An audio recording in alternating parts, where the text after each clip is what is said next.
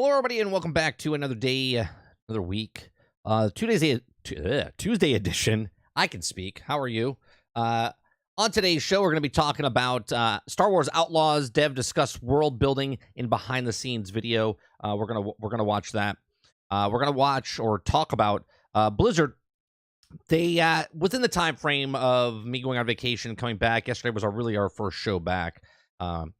Blizzard is tweaking Diablo 4's menu as players are accidentally activating Premium Battle Pass. Now, they also did come out and say that the new Diablo 4 patch makes it harder to accidentally activate the Premium Battle Pass. Those of you that didn't know it was a thing, we're going to go over what they did and how they fixed it, or if they fixed it, on today's show as well. We're also going to talk about Ubisoft has canceled its Immortals Fenyx Rising sequel, and we'll kind of go into why they did that and what they have on the docket, moving forward. And if we have time, we'll talk about EA says that Skate console playtesting news was coming soon. All that on today's show. Give me one.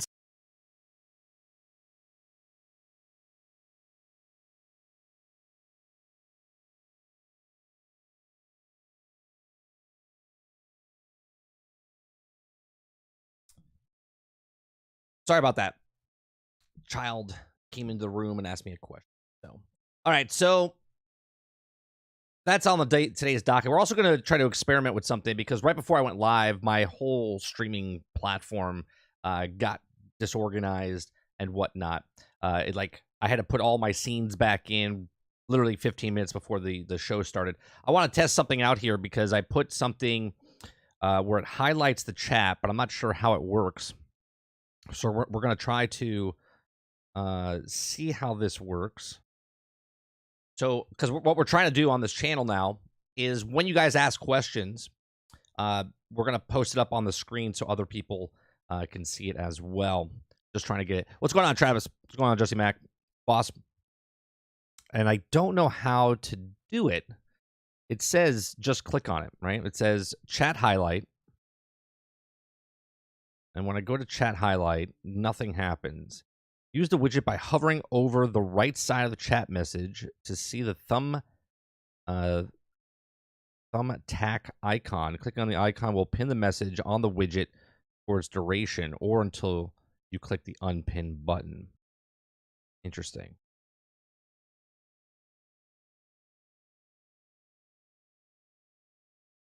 Okay, so there's no button though. There's nothing. Nothing happens. Morning, Stealth. Interesting. Let me see if they screwed it up on the right side here.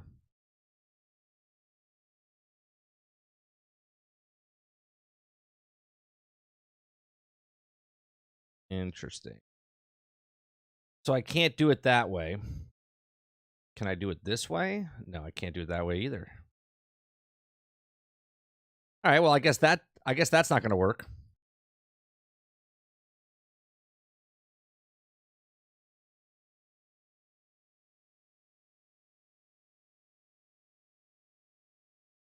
Oh, is it pinned? You see, if I pin it, does it go up there? That goes up on the chat, though, but that doesn't come up on my screen. All right.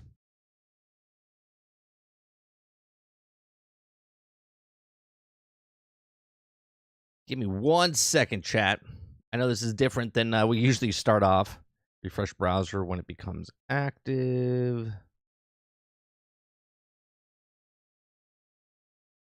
Man, I really want this to work, but it doesn't seem like it's working.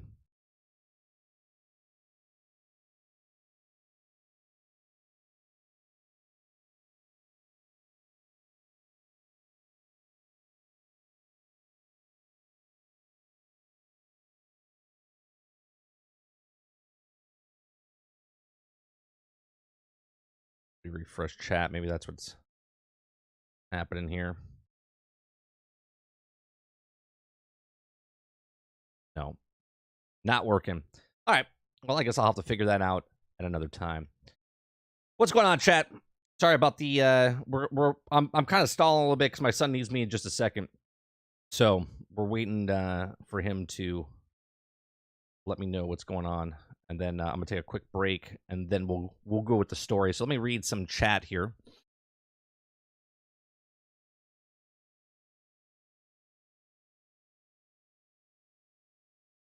And bigger. There we go.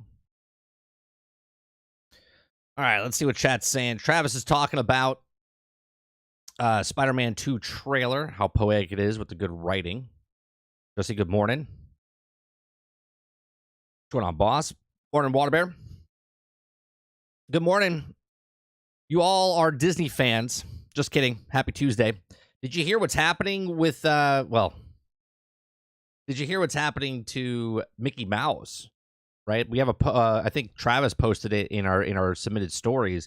So basically, they're done using Mickey Mouse as like the head of like Disney. Okay. Which is kind of weird. So they have that animated series that's happening. The new art style looks like sort of like Ren and Stimpy. That's done.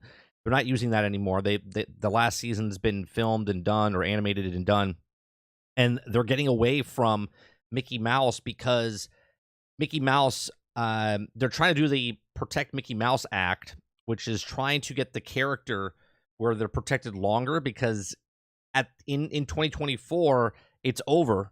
And he becomes public domain. Because he becomes public domain, anybody can use Mickey Mouse. So they're trying to get away from Mickey Mouse as the like the Mario character, you know what I mean? Like the persona of what Walt Disney World is. So it'll be very interesting to see what happens with that going in the future. If the Streamlabs, you should just click on message. Yeah, I'm trying to. It won't let me. When I click on the message, nothing pops up.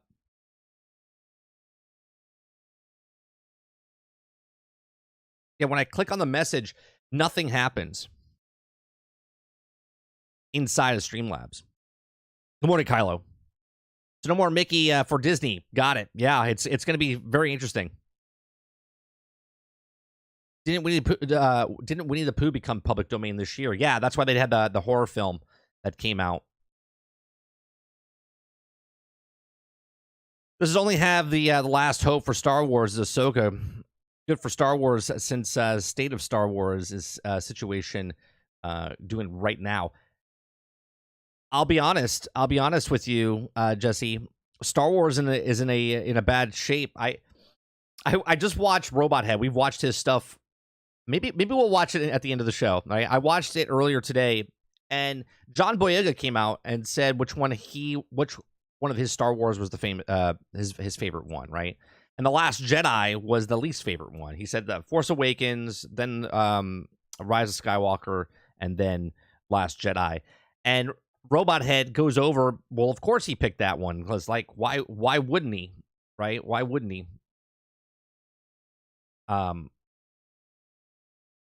Right? Why wouldn't he pick that one? Because his character in the very beginning was awesome. Right? When the first thing we see in the trailer back in 2014, when they first showed the first trailer, was Finn standing up and being the stormtrooper, a black stormtrooper, and we're like, all right. And then you see him hold a lightsaber and all this stuff, and we're like, oh damn. And then that all went out the window. Right? How does public domain work? Like, can it be blocked, or can it be renewed, or is it exclusive, or how does it work? Yeah, once it goes into public domain, I think it was like, it used to be like 75 years, and then they did another rule. I think they added 20 years, it was like 95 years. So when they implemented the public, when it goes into public domain, like every day, something new becomes in the public domain, like music. So like if something's in the public domain, I could play that music and no one can take it down, right? It's part of the public domain. I'm allowed to use it as much as I want. Okay.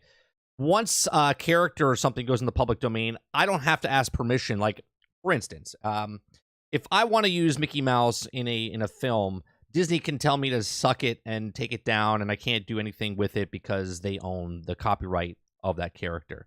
But once the copyright, or I'm sorry, once the it becomes public domain, I can use Mickey Mouse as much as possible. So right now, obviously, like if you go down to iDrive, there's knockoff Mickey Mouse, but that they do it and they get away with it because they're so small. Disney's not going to boot them out because of shirt sales, right? They're making their shirt sales and stuff inside the park.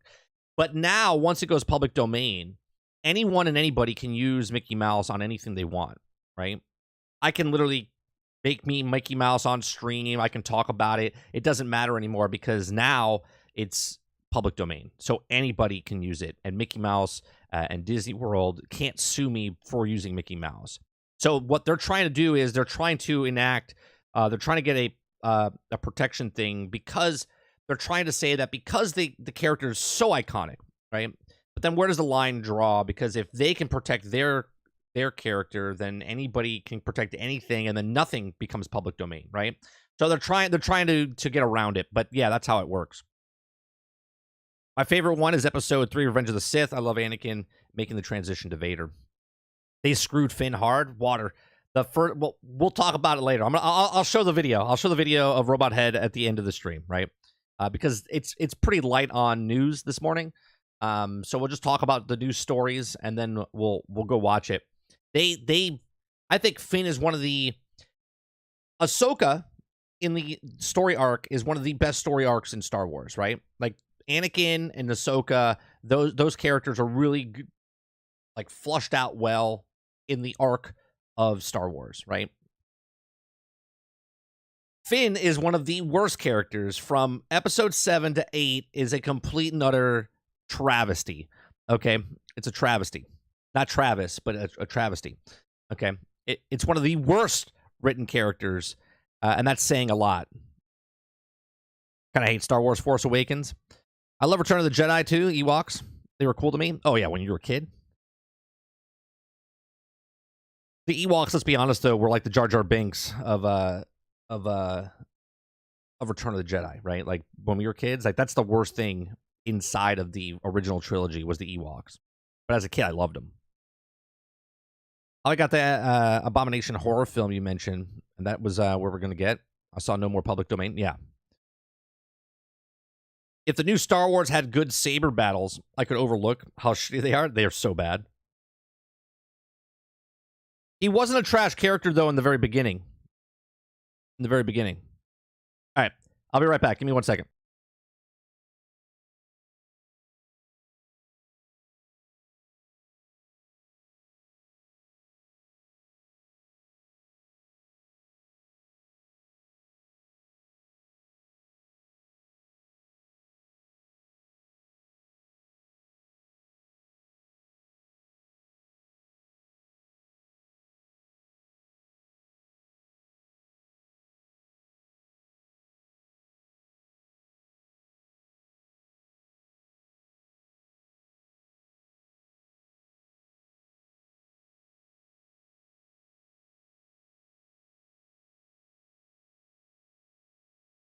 Sorry, I don't know why it went to ending and not break, but it wasn't ending. It wasn't ending. All right. So let's go over the first story, which will be the Diablo thing. Okay. So the new Diablo 4 patch makes it harder to accidentally activate the premium battle pass. Now, what I want to do, though, is go over the first thing, which was Blizzard is tweaking Diablo 4's menu as players are accidentally activating premium battle pass. Let's get the full story. Now, some are accusing the studio of being a malicious design. Okay. Now, Blizzard has said it's looking to tweak the menu design of Diablo 4 because some players claiming it's making them activate their premium battle pass by accident. Okay. Now, Blizzard would never do this, right? Blizzard would never try to do some shady stuff, right? Never. Right. So the game's season menu has an option called Season Journey. Now, where players can check their progress as such, some players will check it regularly. Underneath the option is an option called Active Premium, where players with the Premium Battle Pass can activate it and turning their standard Battle Pass into Premium one. Now, usually this wouldn't be an issue because if a player wishes to purchase a Premium Battle Pass, they have to go through a typical storefront process to do so. However, in the Deluxe and Ultimate editions of Diablo 4, some of the Premium Battle Passes are included, and some players may not wish to activate it in the game's first season. Instead, saving it for future seasons. They may not like the cosmetic included in Season 1's Premium Battle Pass, for example. So the issue, if the players choose to activate the Premium option by mistake, they have a Premium Battle Pass in their inventory, and the pass is initially activated without confirmation prompted, giving players a chance to cancel. Now, a Twitter user, Rurkhan, notes that when players go to the Season tab, the Activate Premium option is highlighted by default, and have a accused, is it really Twitter user anymore? I think it's X user, right? It's an X user. Has have accused, that's another story completely, Blizzard for straight up malicious design for laying out the menu in this way. So let's see what he says. Let's see if it counted. No! What? No!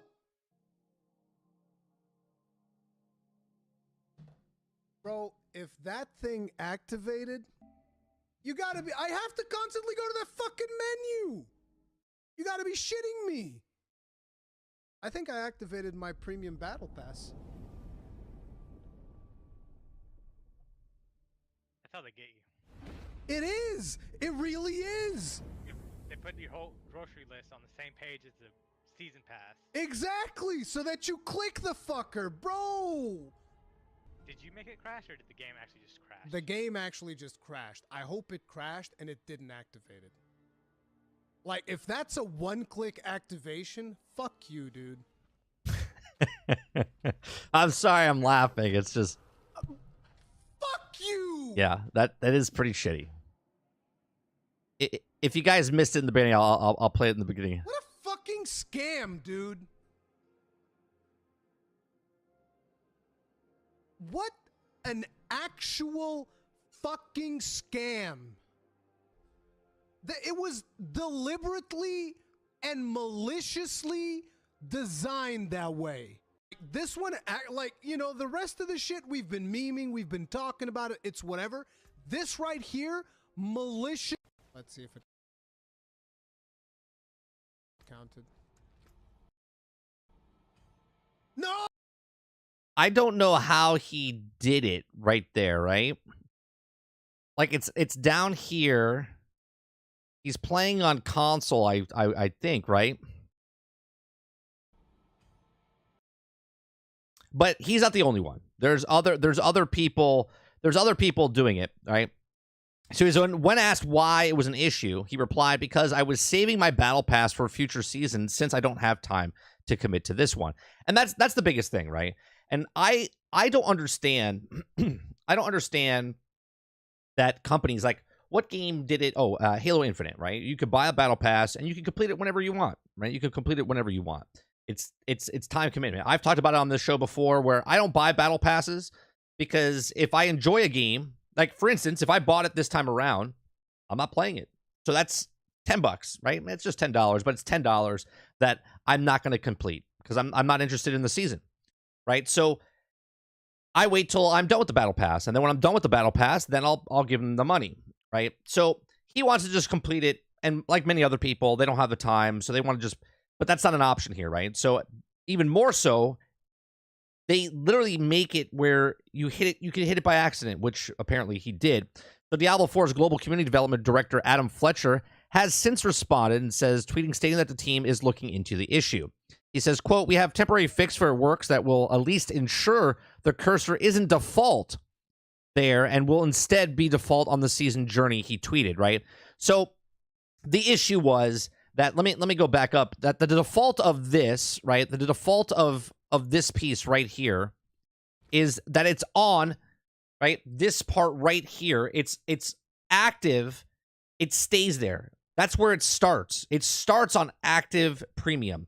It doesn't, like, you have to scroll over or do anything like that. It's literally on the active premium, which that is kind of malicious, right? That is kind of bullshit of how it works.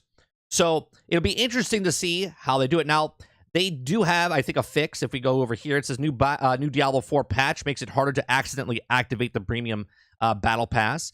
This update also revolves around the issue with moment of some controllers, among other fixes. So prior to the update, selecting the season tab from the in-game menu would be default place to cursor on the active premium button. Give me 1 second.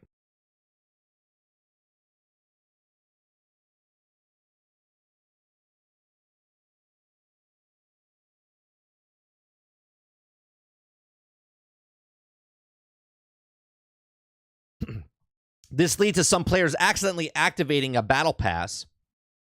Okay, activating a battle pass without confirmation prompt. Now, that's another thing, right? So there's no activation. Like, if you click active premium, it doesn't, like, highlight and then prompt it. It just click, bought, done, right?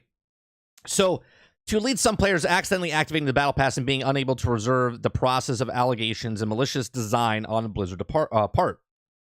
Now, according to Diablo 4's 1.1.0c patch notes, which we've republished in the fully below, Blizzard has updated the activation of the premium battle pass with a confirmation pop-up. The default focuses the button the controller will first highlight. Now, on the battle pass screen is now the season journey button they added, and the patch will be available for all platforms. Also resolves an issue where movement on some of the controllers was not working correctly, amongst other fixes. So there's the actual fixes of the patch.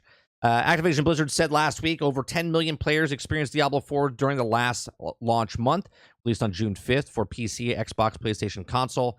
So 10 million people. Now, that's 10 million people, not distinct users. That's 10 million player, right? 10 million players. Like, so if you created 3 characters, that counts towards. But that's still a shit ton of people. Because even if a million people, right, made 7 characters apiece or whatever, like 10 characters apiece, that's a lot of characters. You know what I'm saying? So that's a lot of people playing the game and whatnot. So did they do this on purpose? You can't say with 100% of doubt that they didn't, like they did. But we do know that Blizzard has done stuff like this in the past with other games. They've done it with Overwatch and Overwatch 2 and whatnot, where like in Overwatch 2 and Overwatch 1, they sell the bundles and then they sell the separate, but they make you think that you have to buy the bundles, so you're spending extra money on top of it. So they make it not easy to find, right? Putting the default on the active premium button to activate the season pass obviously seems pretty malicious, right? Like, no default would have been okay. Like, nothing's highlighted, but it's literally on the actual button. And now they did fix it. But if someone didn't complain and people just did it, they would just be like, oh yeah, I didn't notice it, type of thing, right? So it's kind of weird. All right, let me go to chat and see what you guys are saying about this.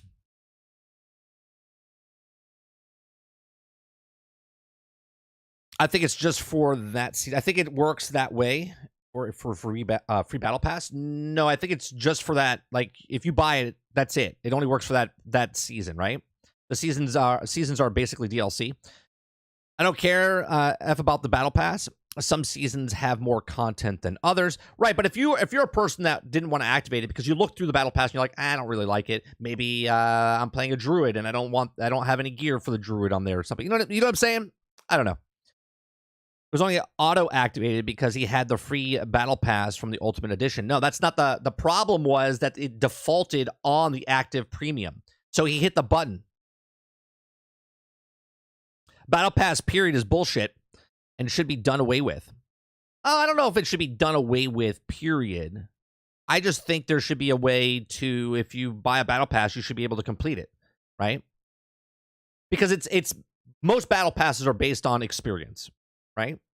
So it doesn't really matter if you play season 1 and get 10 levels, and then let's say you have no more time in season 1. Now season 2 comes around, and I still have battle pass 1, and I go up experience, and then I unlock that, right? If I bought the battle pass, I should be able to complete the battle pass whenever I want, right? Let's say I buy battle pass 1, and then when season 2 comes out, I buy battle pass 2. Okay, so let's say I completed 25 levels in Battle Pass 1 and I didn't have any more time. Now, Season 2 comes out and I'm like, you know what? I want to buy the Battle Pass for Season 2. And now I complete 20 levels of Season 2, which that means I would finish, or I would go up to 45 in Season 1, and I would go up to 20 in Season 2. Does that make sense? Who cares at the end if it shouldn't go away. Like, if I paid $10, I should be able to complete that battle pass. I think battle passes would be much better. If you got the person's money, you got their money. You shouldn't be able to shut off that battle pass after that time. They should be able to continue trying to do that battle pass. Because I played it Season 1 Battle Pass, you get the Ultimate Edition, not free Battle Pass whenever you feel like it. What happens if you go the whole season without playing Season 1 and you activate it? You just lost it, or you just lose it. That makes no sense. Right. Yes, I can. They did it intentionally. Oh, absolutely. Obviously, as a gamer looking at it and the shadiness that Blizzard, and Blizzard's not the only one, right? Activision, Blizzard, and other companies have done this with their games as well, with shady business practices and whatnot. Like, it's not the first game that's tried to put the default button on certain things. Okay, other things have done this, but 100% it was a design flaw. Okay, and they made a choice. Obviously, it should always be like, if you click on it, it says, "Are you sure?" Right? Just like you delete something. When you delete something in certain games, it's like, "Are you sure you want to delete this?" Right? That should be standard. That should be standard. DLC is greater than Battle Pass. This is a simple fact. Sure, but DLC takes longer to do. And Battle Passes are not bad because of Battle Passes. Battle Passes are something else to do during the season or during the game, right? So, for instance, in Marvel's Avengers, there's a Battle Pass. There was a character Battle Pass, okay? But the good part about that was it never deleted, right? That's one thing they actually got correct in Marvel's Avengers. So there was a character pass that had 40 levels on it, and they were free as long as you completed the pass. So when the game came out, as long as you completed one of the character's passes, you made enough currency to unlock the next person's pass, okay? So if you completed the other characters, okay, you could complete all of them for free, okay? But at the same time, they also didn't delete after Season 1 or Season 2. They were just a character pass. So there's no bad thing about a Battle Pass. The bad part about a Battle Pass is that Battle Passes end, right? If they stop deleting Battle Passes at the end of the season, I don't think anyone would have a problem paying $10 for extra stuff for seasons when they have time to complete it. The challenges are easy, things to do. Hit level 100, beat Uber, Lilith, simple things like that. Yeah, for Season 1, didn't want to activate mine, but accidentally hit mine due to this very thing. I'm still upset. And so they didn't replenish you, Kylo? Like, if you contact them, or you just don't care, you're just like, whatever, right? Like, I would be pissed. Because I looked at the Battle Pass and I was like, nah, I don't want anything on there. Then I started playing the game and I was like, I don't really like the loop. So I'm like done playing Diablo 4 right now, right? I'm not even going to continue playing. I'm done. Okay? Until something changes down the line where I hear through the grapevine like, oh, it's really good, it's really fun to play, then I'll go back into it. But I'm done right now. And I'm not mad at it. But I'm not interested in the Battle Pass, right? I'm not interested in the seasons. But I can see why people would be pissed. Or better yet, just not do Battle Passes. But Travis, fundamentally, okay, they're never getting rid of things like Battle Passes anymore because it's extra money they can make, right? Instead of charging $80, $90, $100 for a game, which they do in certain editions, the standard price for that game, okay, is now $70. But then when the Battle Pass comes out, it's $80. And then the Season 2 comes out, it's $90. And then when Season 3 comes out, it's $100. And when Season 4 comes out, it's $110, right? Battle Passes are not bad. Battle Passes are bad because if you don't complete the Battle Pass, you're fucked, right? That's what's bad about a Battle Pass. If they just get rid of the fear of missing out and just let you pay the $10 and then complete it on your own accord, then there would be no problem. No one would have problems with Battle Passes.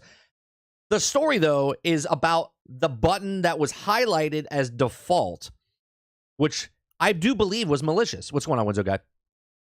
Find them still tone deaf. That every stream they say these top concerns people have yet to fact. The biggest is not being able to use the same character. They're going to see how much. Well, right now, it's going exactly as I planned. Right, it's going exactly as I said and planned with the mine. Okay. Everyone came into Season 1, 10 million people. How many people, or 10 million players, created characters, right? How many people bought it? I think it was like 7 or 10 million people is the biggest. Everybody wanted to see what Season 1 was. Everyone tried Season 1, okay? Or a lot of people tried Season 1, and now they don't like it. So now there will be a dramatic drop-off, okay? Hence why I think there is already a drop-off, because they said characters, not players. Okay? The amount of players, okay, they're talking about characters made and not players. Okay? Good. If you want me to come back to your game, I want well thought out expansions, not run the mill crap every 2 weeks. But Travis, that's an option. See, that's the option. You're fighting for something that you want DLC, and if you don't want to pay for a battle pass, you don't have to pay for a battle pass. But the people that want to pay for a battle pass can pay for a battle pass. But the problems with battle passes is the fear of missing out, not the actual battle pass itself. You see what I'm saying? If the battle pass never expired, more people would buy the battle pass. Those are facts. Those are facts. The pass shouldn't expire. Should be good forever. Right. If I pay $10, right? Imagine I buy a Snickers bar. Okay? I buy it in the store. I have to eat that Snickers bar before I get to my car. If I don't eat the entire Snickers bar before, it's one of those king-size Snickers bars, right? If I don't eat it by the time I get to the car, a guy from the store runs out as I'm about to get in the car and smacks it out of my hand, and it falls into a pile of water on the ground. He's like, "Sorry, you didn't complete it. Thanks for your money." You're like, "Oh," right? Like, I just paid for that. I just paid for that, right? You gotta eat it before you get in the car. Sorry, bud.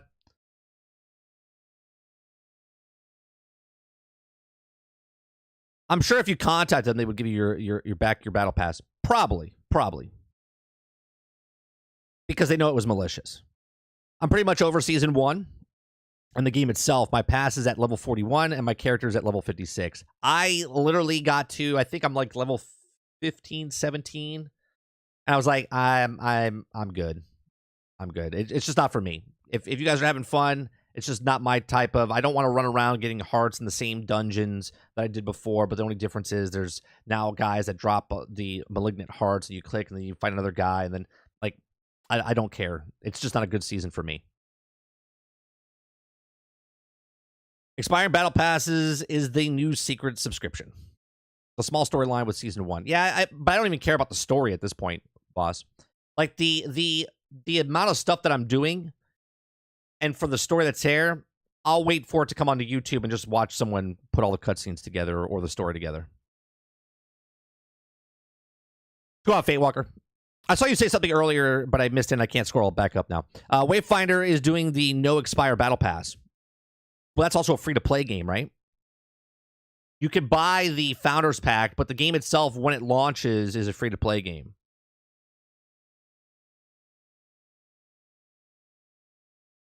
But it's true, though. Like, if you already paid for the Battle Pass, why is it ending? You have my $10. Now let me enjoy the content however I feel fit, right? It's like a scam. You got to try the Coke. You have the fear of missing out. It's called peer pressure. Sure, but at the same time, again, battle passes are fine. It's the fear of missing out battle passes that are wrong, not the battle pass itself. It's the attempt to hurry up and finish this, and if you don't finish this by the end of the season, you're done, right?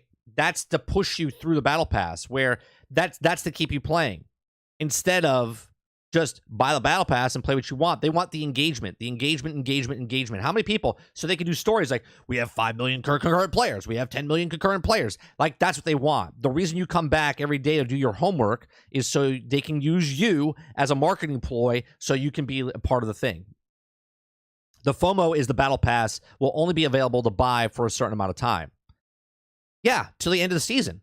Right? Once the season's done, then you can't buy season 1. So if there's a cool item in season 1 and I buy it in season 1, then I can get the season 1 cool item at the end. But if I don't buy season 1 and season 2 starts, well, then I'm shit out of luck, right? I don't get season 1 because I didn't purchase season 1.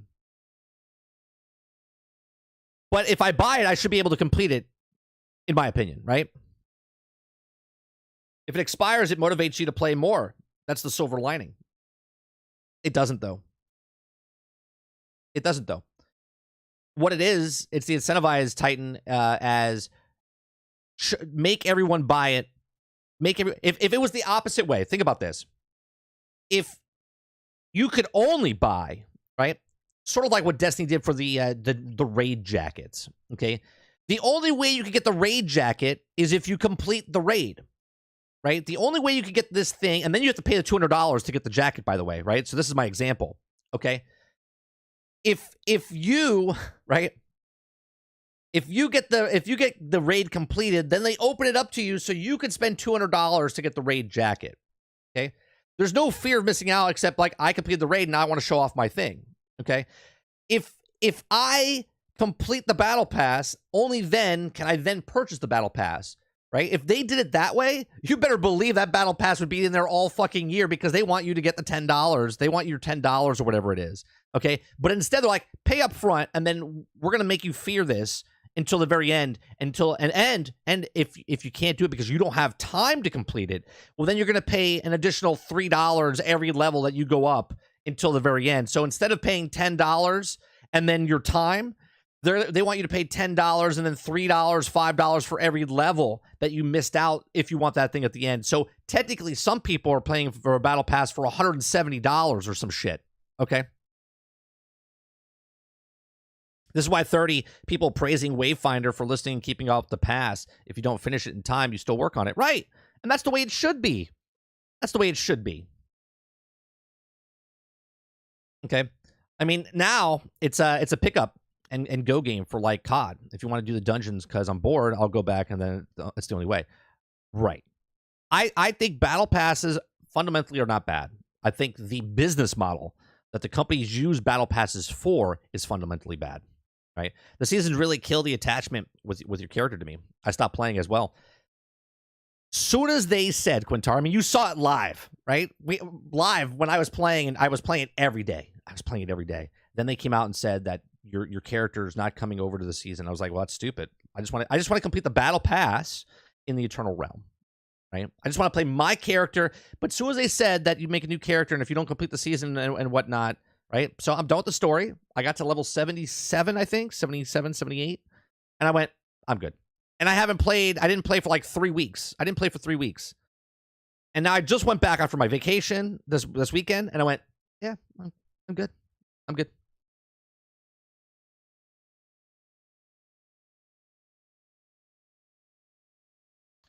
That's true. People need to follow their lead because, to me, so far, getting their founders pack to support doing something positive like that to show that it's the right way of doing things. Well, let me tell you something about. I get they're doing the for Wayfinder, right? And this is not shitting on Wayfinder. This is shitting on all games that do the founders pack type of stuff, right? They come out and say that they're going to make a free to play game, but then they don't release it right away, and then they go, well, you could do a founders pack type of stuff, right? Fortnite did this. And then they charge full price afterwards as well, right? Like, founders packs are just another way to get money, right? As far as like, instead of going to a guy and saying, hey, we need $100,000 to finish out the project and stuff like that, they make a founders pack. And founders packs are nice. It's just like early access. You're supporting the company and whatnot. But I still don't like founders packs either, because founders packs are funny to me because, again, it's just cosmetic stuff and whatnot, or early access.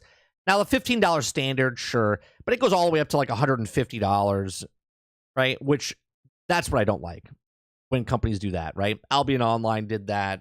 Wayfinder's doing it. There's plenty. There's an assortment of games that have done it. So I'm not a big component of helping them paying $150 for a game that's not proven yet. You know, we know nothing about it. You're like an alpha tester, beta tester, early access tester, whatever you want to call it. I don't really like that, right? Now, if you want to give me the game and play test, okay, and then it goes full price afterwards, cool. But it's a free to play game, and you're charging me $15 or $50 or $150 to play it early. That's where I have a little bit of an issue.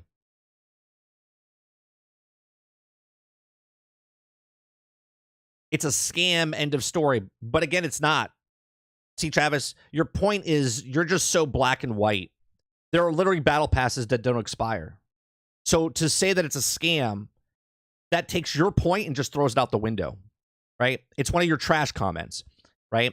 You just hate it so much. Battle passes, and I'm not a person that buys battle passes, right? Battle passes are not bad. It's the companies that use them in the way they do for the fear of missing out that makes them bad. right? There's literally games that have battle passes that don't expire, which then proves your point that battle passes are not scams. Plain and simple. Halo Infinite is the best example. You can go on and buy the battle pass from season 1 and 4 and complete whenever you want. Exactly. I would still reward people with something for playing within the season itself also. But why? The satisfaction of just playing the season is because you like the game, right? See, this is the thing. People that like something are going to play it regardless. The battle passes are there for other people, but they don't have time. So you're saying, so now there should be like a VIP, Paul? You're saying there should be a VIP? So the person that's playing the season should get rewarded more stuff for the person that doesn't have time. So the value is the person that's playing it has the gear, cosmetics, bonuses, resources, whatever. That is your bonus for completing the season during the season. You get that stuff and use it earlier, right? Just like a person that if I bought the brand new console on day 1, but then you bought it in month 9, my enjoyment for playing the console was there for 9 months before you got it. So why should you be rewarded more when you already had the reward of actually playing the actual thing? That would make it worse, in my opinion.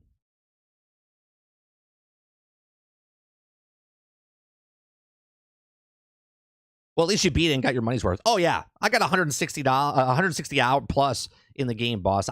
I don't regret or hate Diablo 4 in any way, shape, or form. I enjoyed the time I had with the game. I knew before the even seasons came out, I knew exactly how it was going to be and how I was going to feel before I even, I guess I was almost be biased, right? But I'm biased because I knew how it was going to end up, right? But I'm happy that I put the time in that I put in. Companies try to justify microtransactions and massive time sinks by competing themselves to outliers and dominated to the genre. Out of pure curiosity, when do you think we'll see something like Suicide Squad again? Not sure I care about the game, but I do want to see if they fix anything. We ain't seeing that. We'll probably see it. I said it a couple months ago because it was a WB game. I said we probably won't see it again till like November to like build it up again. Video Game Award show, they'll show something, and then we probably won't see it until February, March of next year. That's probably when it's going to come out. I honestly think you could progress the Battle Pass with my day 1 character and still be playing. Yes, Kylo. If I could be my level 77 character in Diablo right now and just play my internal realm at 77 and go to 78 and then 79 and then level up to 100, while I'm completing my battle pass, I would have got the battle pass, especially if it didn't end, right? The fear of missing out. Okay? But because I have to make a brand new character and do that ridiculous loop that they have in season 1, I'm good. Right? In their head, they would rather sell, okay? They would rather sell to the 20% and make a shitty excuses and whatnot than have a wide range of people give them money, right? I personally would do like what Office Space did. I would rather make pennies than try to get the whole thing and get nothing. You see what I'm saying? Like, I would rather have, if 10 million people all gave me $10 and no other money out, and everyone bought the battle pass, I would take that over 20% paying $10 of fear of missing out. Because if you are shady in business practices, people are like, nah, I'm good. I don't want to do that, right? Look at Travis. He's like, it's a scam. He doesn't want to do it. I don't buy battle passes because I know they're going to end and I'm not going to have the time to do it, right? A lot of people are on the same boat. But if you take it away, right, and make it where it never ends, people will give you the $10 because they're like, yeah, if I finish it in a month or if I finish it in 2 years, I paid the money, I can complete it and earn the stuff, right? You would make more money. The business would make more money, but they don't want that. They want to make it as fast as possible. Fear of missing out. Why are you on? They don't make a game fun to make it fun. They make it fear of missing out to push you to buy it. Be like, well, you got to complete it. You got to complete it. If you don't complete it, you don't get the stuff. I'm only in Act 3. Somehow they expect you to beat and collect all in a month and a half. So for me, I'm using my token, and they fix letting me use my same character in Diablo 4. Okay, so you bought the token, right? You got the Winzo, you got the deluxe edition, and you're waiting to use it when they decide to switch it around where you can use your other character. Smart, if they ever do that. Okoki says, what bothers me is that people complain about these device monetization issues, but so many of those same people buy them anyway, and the company sees the money coming in, so they don't need to change it. That's not exactly true. It's not the same people that, like, I complain about battle passes. I don't buy battle passes, right? It's not the same people. It's the people that buy, which is the proven fact. 20% makes 80% of the profit, right? 20% make 80% of the profit. So 20% of the population that doesn't complain, they're just like, yeah, whatever. I love microtransactions. I'm gonna play it. I'm gonna buy it, right? Those are the people that don't care because they have the money, they don't have the time, right? They have the money, they don't have the time.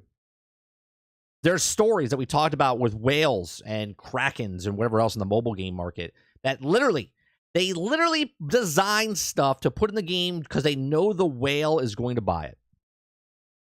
Right? That's what mobile gaming does. If one person's spending $10,000, they're going to make that thing to put it in because they know they're going to pay the $10,000.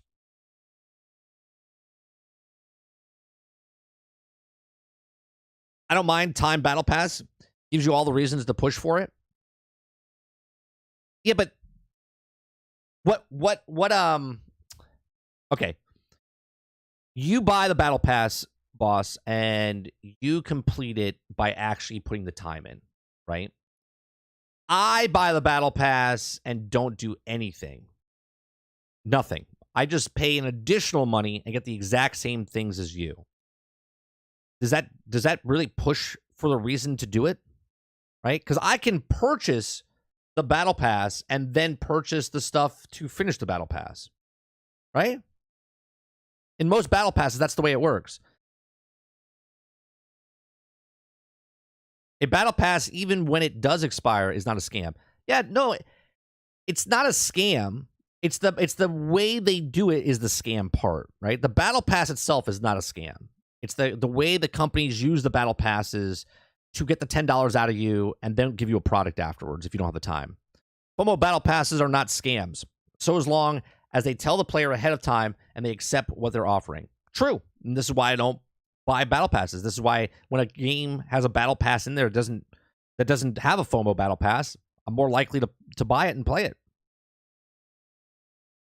If there was no FOMO, I give you $10 right off the bat. But because there's FOMO, if I have the time, I put it into the game, finish the Battle Pass, then I pay you. If you finish reading what I said, I even said because companies abuse it until companies can quit being money grubs, assholes, no microtransactions should exist. Well, that's not going to happen. So that's not going to happen.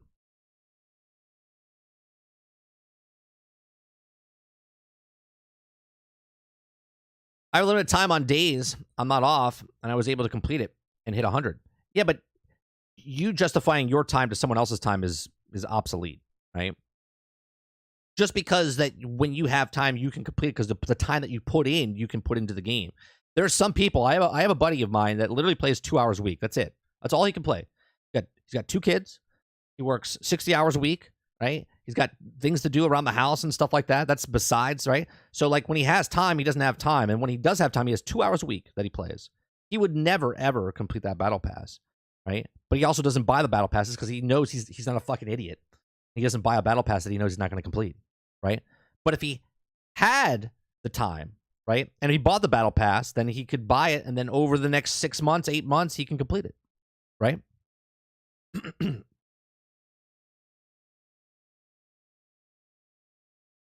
If they made it expire without telling you, then that's a scam.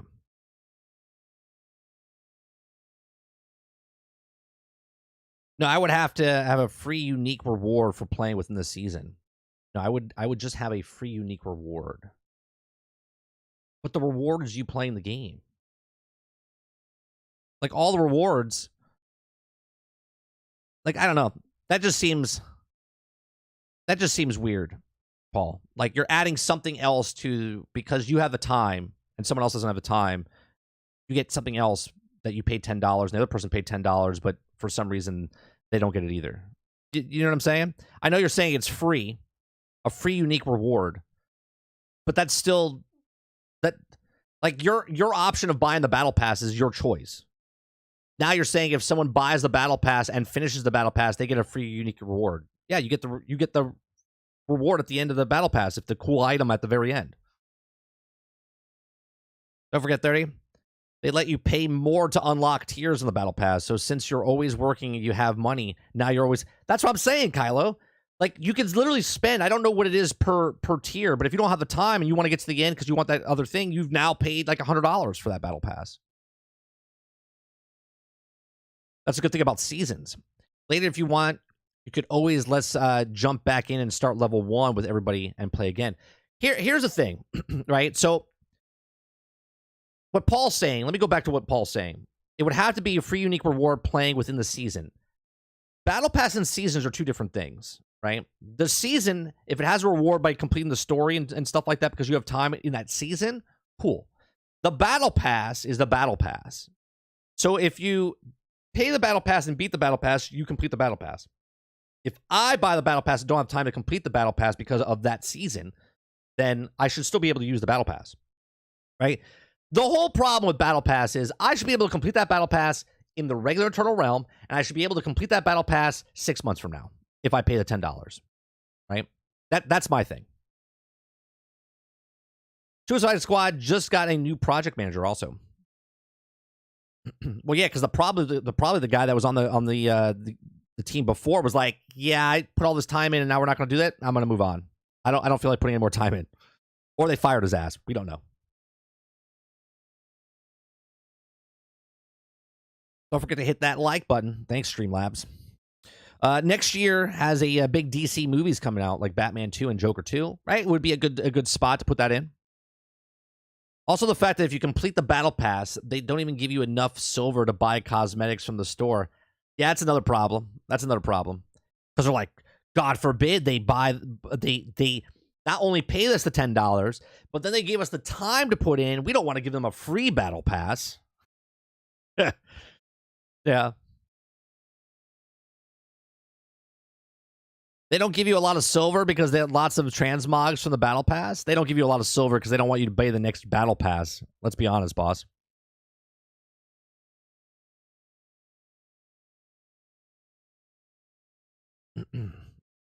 Because you have a soul, companies don't. Suits that would be about 1,600, 2,600 a piece if you were going to buy them separately in store. But looking at the Battle Pass skins versus the silver skins are another level. Of course they are. Of course they are. You're paying $10 for all of these things. You're paying $26 for that one skin. Of course they're going to charge more for that.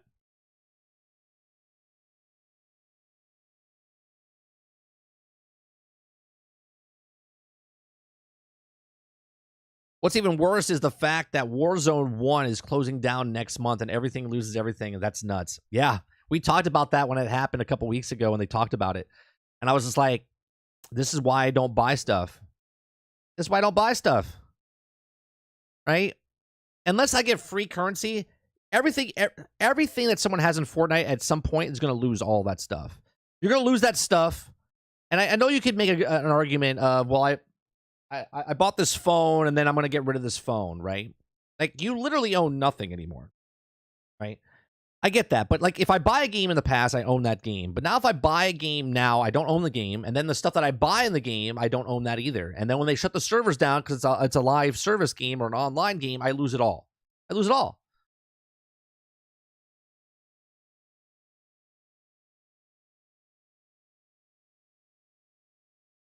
FOMO is predatory tactic, therefore anything that uses the predatory and bad. Right, I'll agree with you. It's a predatorial. But I wouldn't say it's a scam, right? The Battle Pass is not a scam. It's predatory, sure, right? And the business practices they do are predatory to get money out of you. The other people to blame, in part, is when these loot boxes happen in COD, and the YouTuber were trying to make it look all fun and awesome, and they got the gun. blame them a lot as well. Well, you can't give the whole blame to the YouTubers itself, Winzo, right? As a YouTuber, I don't do this, right? If someone gives me $5 and says, well, buy that right now. No, that's not how that works for me, right?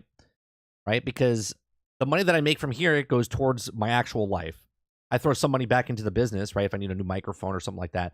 But the problem is the people that like to throw money at YouTubers, and the YouTubers, it's not their money.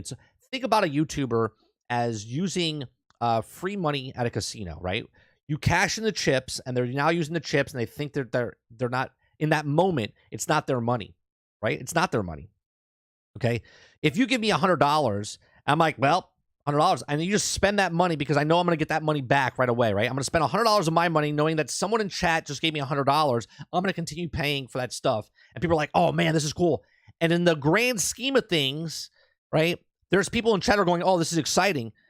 And the YouTuber has no attachment to it because it's not really his money at that moment, right? The hype, the things that happen, people throwing more money at them. That's not the YouTuber's problem. That's the people in chat motivating. Pure pressure, as Travis said earlier, right? Buy another one, do another one, right? So it's not just the YouTuber. It's the whole community and the YouTuber that motivate people to do that type of stuff, right? Just like if you go to a casino, right? Just like you go to a casino, someone's over your shoulder looking at you. You're throwing the dice on the craps table. They're like, "Go for it, roll again, do it again," right? You should hit. You should hit. You're doing blackjack and whatnot. Pure pressure. That's what that is. So I wouldn't give it to 100% of the YouTuber. Where is the? I just lost. That bothers me. It's a good thing about the seasons. I already read that. There's one. So okay. So segue into Star Wars Outlaws or something that isn't able to scam prey on the field. I'll move on when I want to. The only good thing with Diablo 4 Battle Pass, it does not have time-gated XP rewards towards it. Vegan raw food diet influencer dies of starvation. Nice. Okay. That's interesting. Do you really think Blizzard thought non-expired battle passes would make them more money? They would move to it. I very much think Blizzard is driven more by making money than making a good game. I think Fate is... Everything in video games now is like why the iron is hot, right? They're striking while the iron is hot now. They want people to buy the season pass now. They want the battle pass now. They know it's going to die off, and the small percentage of the player base is going to be there. And when season 2 comes out, they're going to do that. They would rather, again, make $10 than $9. You know what I'm saying? They would rather push to try to get people to get it instantaneously now. So yeah, because they don't know next month if the game is going to be viable anymore, right? And that's the whole fear of these online service games. Look at Marvel's Avengers. They do have time-gated XP. Paul, the Ashes of Level locked. It was also because, excuse the game for why they did it too. 2 hours a week, I hang myself. Will always exist, unfortunately. I blame Bethesda, the horse armor. Actually, I think it was proven that it was before Bethesda, but that's the catalyst that everyone knows about.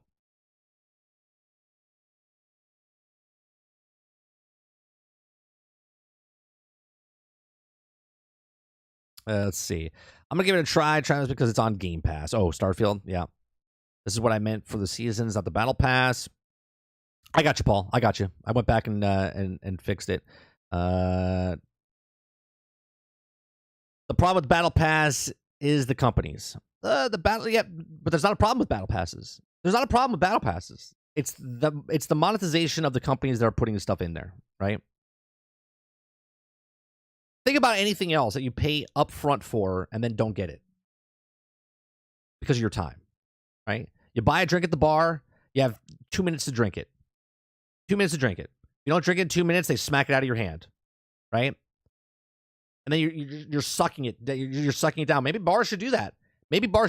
You pour a drink, right? And they're like, okay, you have 10 seconds to finish this drink. And you're like, okay. And they're like, and they just smack it out of your hand. They're like, sorry, didn't finish it. You're like, but I just paid $15 for that drink. That's what they should do. Bars should do that to make you feel like you're really owning in that alcoholic beverage.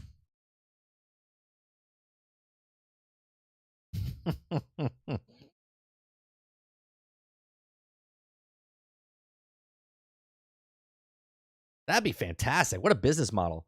You call the bar 30 seconds, right? Bar 30, right?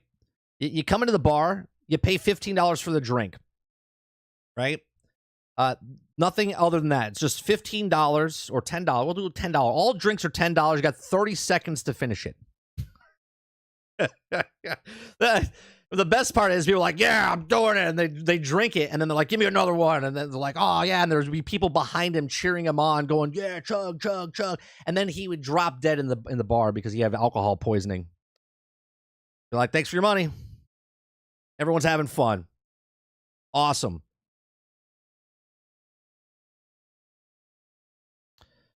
Got the perfect name for the bar, 30 and still addicted. No, bar 30. That's it. Just bar 30. You're like, what's 30 stand for? Yeah, you got 30 seconds to drink any drink in here. Got 30 seconds to finish any drink. Doesn't matter if it's water, beer, straight up hard alcohol. Most of the time, I think the publishers that are making these micro MT choices, the developer usually just want to make a great game. Blame the suits, not the creatives. I don't know. I think by that standard, I think that the developer, if the developer was just there for the job and not because of the art to make a good game, I would hope that if, like, at least I know what I would do.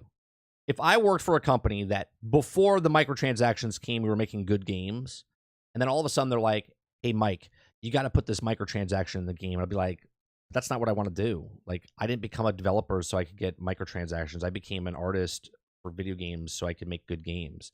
I don't want my name to be associated with this game because of microtransactions. I wouldn't work for that company. And I'm speaking from experience of the video from the film industry. If I don't like a film or I think the film is going to be shit, I don't put my name on that film. I don't want to be in the credits. I don't want to be associated with that. I don't want to be anything, right? Because I have integrity. I have morals, right? And I don't want to be a part. I don't want to be a part of something that is going to, like, when people talk about it, be like, oh, that's a shit product, right? Now there's people that can deal with that and they don't care. They're just like, I'm collecting my paycheck. I can collect the paycheck and go somewhere else and be happy and be happy of the product that I'm creating and being a part of, than being a part of a product I don't want to be. Like, I can make easy money by shooting porn, but I don't want to because I don't want to be associated with porn, right?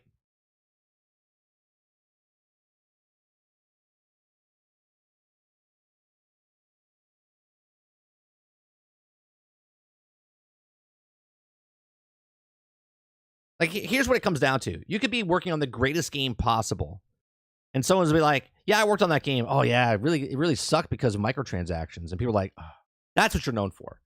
You're not known for working on a great game. You're known for working on a great game that had microtransactions that fucked the game.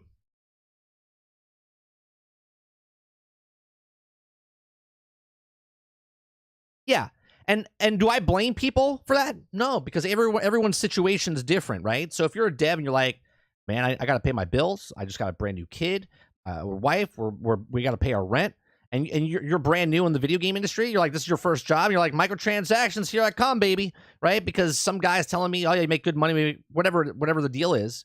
You're making your money, and that's the job. Just the way it is, right? Some people are more comfortable and be like, yeah, I don't need this, and they leave. So I don't want to say it's all suits, because the devs have to have a point where they're like, yeah, you know what? I'm a part of this now.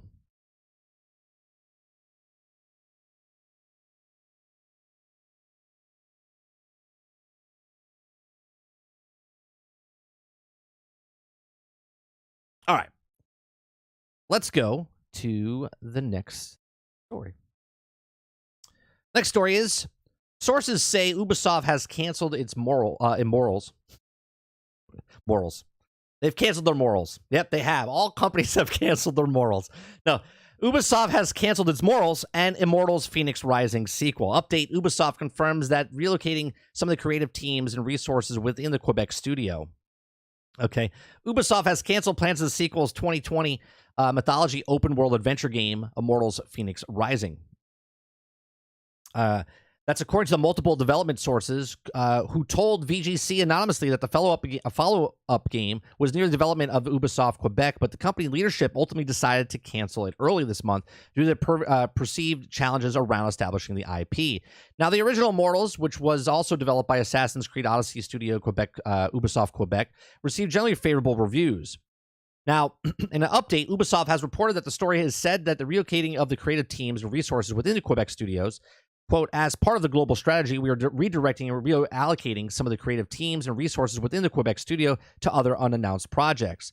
Quote, the experiences and technology of these teams developed will serve as an accelerator and development of these key projects focused on the biggest brands. We have nothing further to share at this time. Now, Ubisoft's intention was to grow Immortals into a franchise, with journalist Jeff Grubb reporting last year, that's intended to explore different mythologies other than the Greece with the future games such as Hawaiian, Polynesian myths. Now, the original game saw players controlling a forgotten hero on the quest to save the Greek gods. Later, the game's DLC explored the Chinese mythology and having players take control of the new hero, martial artist Ku. Now, sources told VGC that future plans of Immortal were cast into doubt after the company decided to pivot towards the most prominent brands, which is like Assassin's Creed, the Star Wars brand, and Avatar, and all that stuff. In January, Ubisoft said that it had canceled 3 unannounced games, not including Immortal's sequel. It was planned that the strengths in focusing on the biggest IPs and live service following weaker and expected software sales over the holiday season.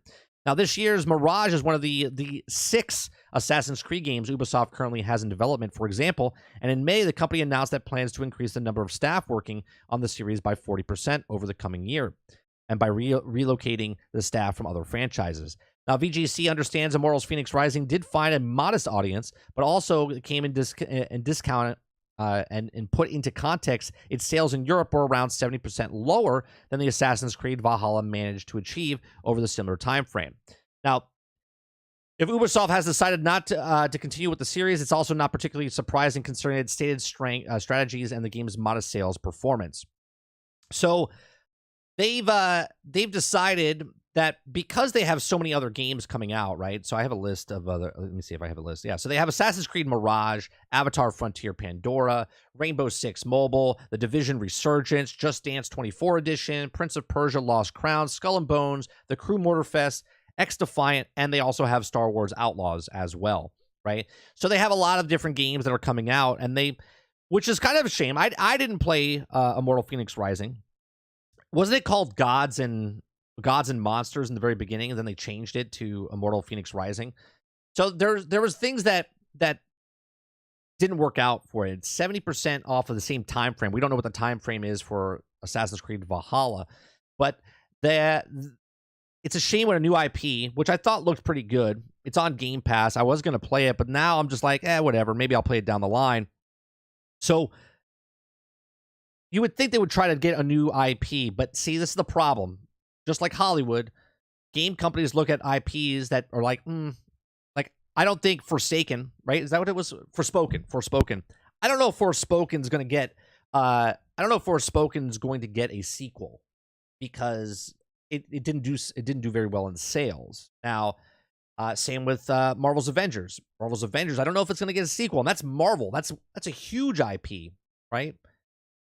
Marvel in general is just a huge IP to have. People love to work on Marvel games, but I don't know if that's going to get a sequel, right? Like, there's certain things, we talked about it yesterday, Gotham Knights and Back 4 Blood both made sales, so they probably will get sequels, right? So it's interesting to make a new IP, and they didn't push forward because it's not. Now, they're pushing a lot of Assassin's Creed. There's 6 Assassin's Creed games coming out, okay? I think Ubisoft has a problem here with Assassin's Creed, okay? I think Assassin's Creed is going to have the same problem, right? Because they've pivoted. They weren't going to make Assassin's Creed like they did back in a couple years ago. They said, we're rethinking Assassin's Creed. Now they're rethinking Assassin's Creed by making it smaller, not as big. But now they have lots of Assassin's Creeds coming out. They have mobile, online, console, whatever, right? Story-driven, multiplayer, right? There's a lot of Assassin's Creeds coming out. I think they might have the same problem as what's happening with Marvel right now, in the film space because of all the television shows, all the movies, right? Not so good of the shows, not so good of the movies, that there was a saturation and it started diluting the franchise. It started hurting the IP itself. I think Assassin's Creed could be in this possibility of having this problem where all of a sudden they're like, oh, we're going to take a break. And then they had Origins. Or what was it Origins? Then it was, what was the other one before Valhalla? Odyssey, right? Origins, Odyssey, Valhalla, right? Now they're pumping them out, 6 different ones. So not only do you get Assassin's Creed, Red and Hex and whatever else they're coming out with, but then you have the mobile, you have the multiplayer. I think they have a possibility here of oversaturating and then damaging the brand even more than they did before, right? So it'll be interesting to see what happens. Origins, Odyssey, Valhalla, in that order, yeah. So I think they have a possibility of hurting the brand. Let me see what you guys are saying here. Chris says, question, would it be okay for me to change my current GPU with the RTX 2060 6 gigs to an RTX 3060 12 gigs for the RTX 665 XT or the RX? Chris, I hope someone in chat can answer your question. I am not a computer guru, right? I have a personal MSI. I have an i7. I have a 3060. I upgraded from a 960 to an RTX 3060. So it's working great for me. But other than that, I can't answer what's better or what not for you. So if someone in chat is better at computers, can help Chris out, that'd be fantastic. Fate says, we are just coming in full circle. Arcade machines were the original microtransactions. Sure, but did you see how they changed? Did you see how they changed? Before, it was based on lives, right, Fate? Arcade games were based on lives. And then they changed it to time because people were getting so good at certain games that they couldn't. There would be one person on that machine for a long period of time. They're like, well, how do we stop this? Well, let's put timers on things, right? That's basically what they did. And you're right. We're coming full circle back to microtransactions, but now we own the consoles, right? And now we have them in our house. And they're like, well, how do we stop this? They want time on those battle passes and whatnot. Crowded House says, Mike, are you upset about the PlayStation 5 Pro as much as Lono is? I don't know what's the problem with PlayStation 5 Pro, that it's coming out and it devalues like the regular PlayStation. Like, is that what's happening? I don't know I don't know the context. People liking Fenyx Rising was some groundbreaking game. Oh, letting on like it was Phoenix. That wasn't groundbreaking. But it was another IP that they could have opened up and done something with. 7 out of 10 at best. Can we say, though, 7 out of 10 is not a bad game? On a scale of 1 to 10, 7 is still a good game, right? It's not like it's a 5 out of 10 or a 4 out of 10.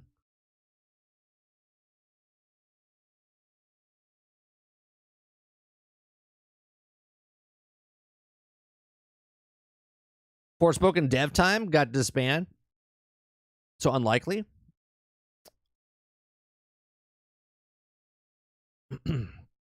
Ubi's going to hit a wall in a way with too many AC games. That's what I'm saying, Paul. That's exactly what I'm saying. I think they're going to hit. It's going to happen with what's happening with Marvel right now in the film industry.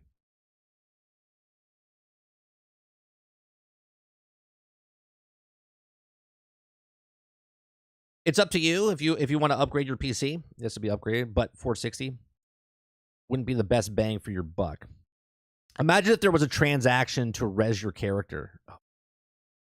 I mean, that's what it was in the arcades.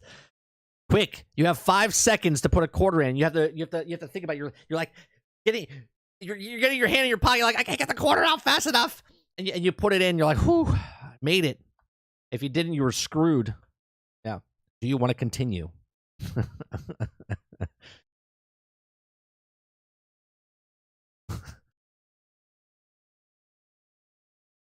Exactly what I said happened.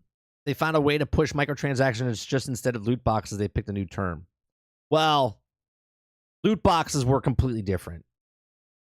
Loot boxes are not comparable to battle passes. Not comparable. Besides just making money, that's about as the only comparison you could do. Loot boxes were much, much different. Oh, I agree. Sevens is not awful, but it's not saving Ubi. No, but okay, let me give this example, Paul. Would you rather have a game company that had one hit and 7 fails, like we're talking 5 and under? Or would you rather be a company that had no 10 out of 10s and were all 7s? I would rather take the 7s, right?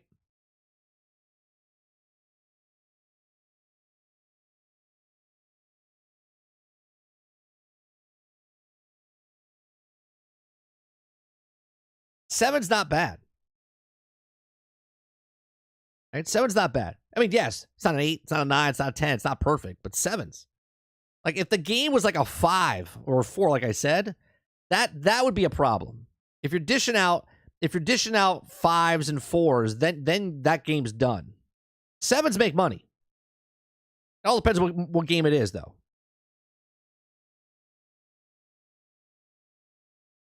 He feels that it's disruptive to the market. In what way, though? Crowded. In what way is it disruptive? That people...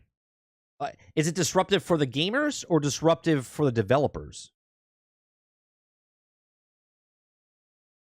Yeah, it would be a bottleneck. If you were to save up a significant upgrade for your processor GPU, and also, your help, Kylo's helping you out. Gotcha. I mean, the only reason Marvel movies aren't doing good isn't because nobody likes superheroes. It's because they're, well, crap. Make one like you did Daredevil and Punisher, and it does great. Well, it's part of it, right? It's not about the woke crap. It's about bad writing and not paying attention to what they're doing. Like, I just watched the video and I posted it into the superhero channel, Travis, about Secret Invasion, right? I didn't watch it, but I watched Neurotic have a video about the episode and what they've done to it. Now, obviously, I know Neurotic is a little biased towards, because he likes comic books and stuff like that, and they're destroying it. But I also like Marvel, and they are 100% destroying Nick Fury's character. They destroyed Rhodey's character. They don't even pay attention to what they came before, and the implementations of what they did in that show completely didn't make any sense of what happened in the movies and stuff before. Right? It completely just screws up everything. It's basically what Last Jedi did. Okay, what Last Jedi did and what Obi-Wan did to the Star Wars universe. Right? As a shareholder, I would be asking Ubi to cut its losses with all of them games that don't sell well. Right? But as long as they make money, again, I always bring back films. Okay? A movie could be a disaster, and if it still makes profit, okay, meaning $1, $100, $1,000, $1 million. Okay, sure, it didn't make $200 million, but if it made $1 million profit, they're like, yeah, we can make it again, right? We can make it again, and they'll do that because they know it'll sell, and they'll try to make it better or the same, right? There's a lot that goes behind it. Not all games for companies make money, a lot of money. It's the same as movies. A studio will work on 10 films. The best way is to just do an average of 10. 10 films are made in a studio. One will be a blockbuster. One will make a shit ton of money for that studio. Okay? 2 of them will just break even or just over profit. Okay? And 7 of them will be absolute garbage and will lose money for the studio. Okay? But yet, the studio overall for that year made money. That's exactly how Ubisoft works and EA works and all these companies work. They have these blockbuster games, then they have the 2 mid-range games, which would be your 7s and 8s, right? The blockbusters are the 9s and 10s, okay? The mediocre ones are the 7s and 8s, and everything else is a loss, right? If your game made profit, then they have to look at it, but then the suits come in and are like, well, Assassin's Creed makes this much money. Let's push a lot of Assassin's Creed. And they're going to hurt their brand.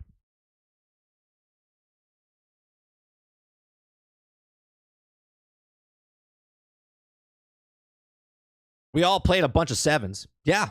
I dated a bunch of 7s too. I dated a bunch of 5s. Hell, I think I'm a 7. Maybe a 6.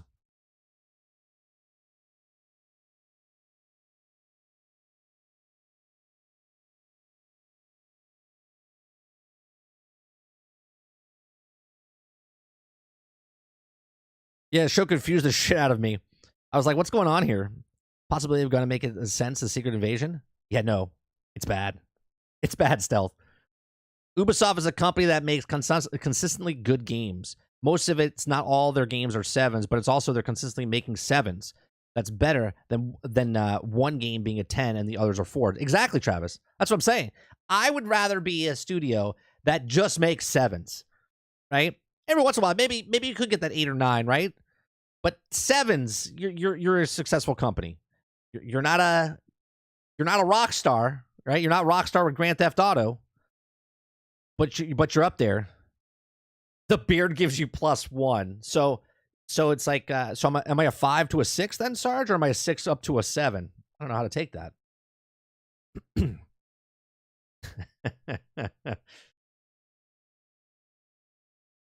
Yeah, Ubisoft is just like there, right? Like Division, it's good. Division 2, it's good. Assassin's Creed, they're good, right? They're all kind of good. Every once in a while, you have an Ubisoft game, and you're like, right? But they're mostly just there.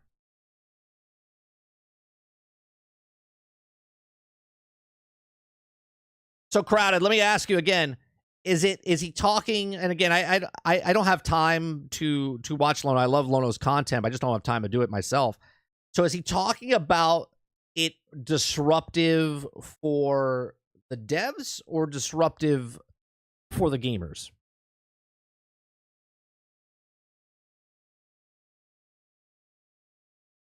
All right, while we do that,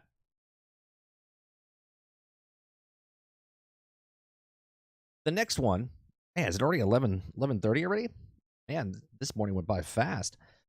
Star Wars Outlaws devs discuss world building is behind the scenes video. Okay, Ubisoft and Lucasfilm on how they're designing new locations and recreating iconic ones. Ubisoft and Lucasfilm Games have released a new behind the scenes video Star Wars. This is about a week old now. I was on vacation when it came out. Announced in June and developed by Ubisoft Massive, the open world game is set to be between The Empire Strikes Back and Return of the Jedi. You know, the good years. It follows the story of Kay Vess, the emerged scoundrel seeking freedom and the means to start a new life along with the champion Nyx.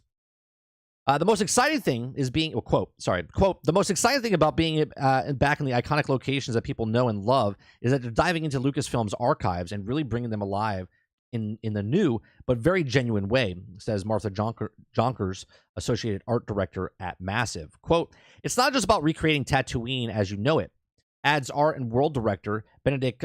Going back to the classic sources, spaghetti western, we try to recreate and authenticate the mood and feel as we build new points of interest in the following already established history. Give me 1 second.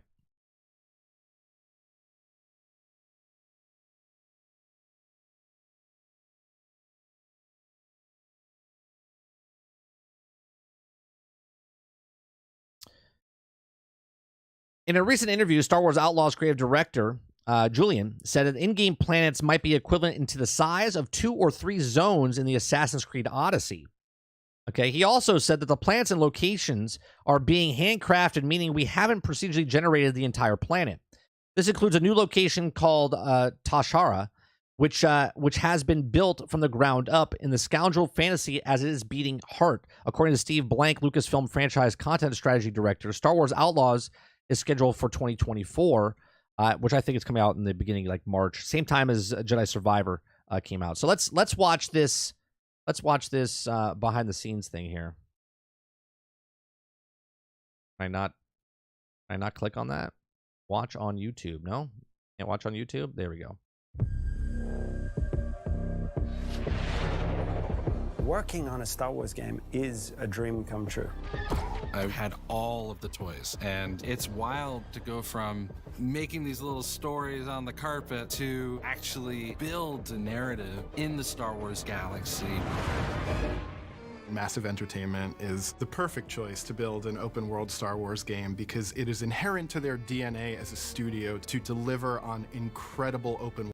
And I'll agree with that. The open world stuff, I think they're a good studio to pick. World experiences. Massive Entertainment are master storytellers for open world games. This is going to be a fresh experience for Star Wars fans everywhere. Immediately, I had that in my head, all the possibilities of where do we want to go, what can we bring to Star Wars that has not been seen before.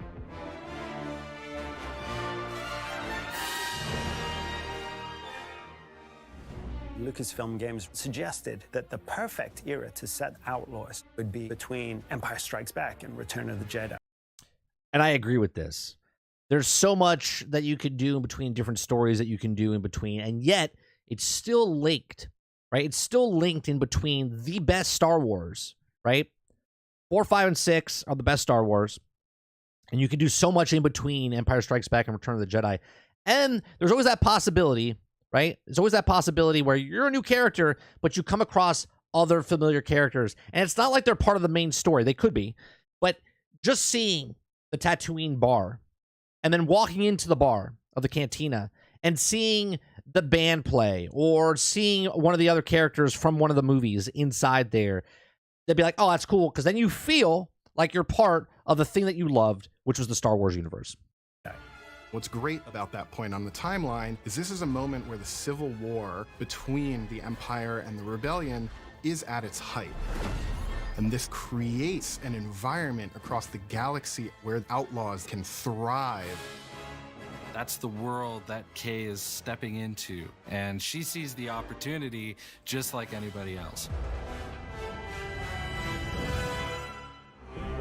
We will see some really cool syndicates, both from existing lore and newly created for the game.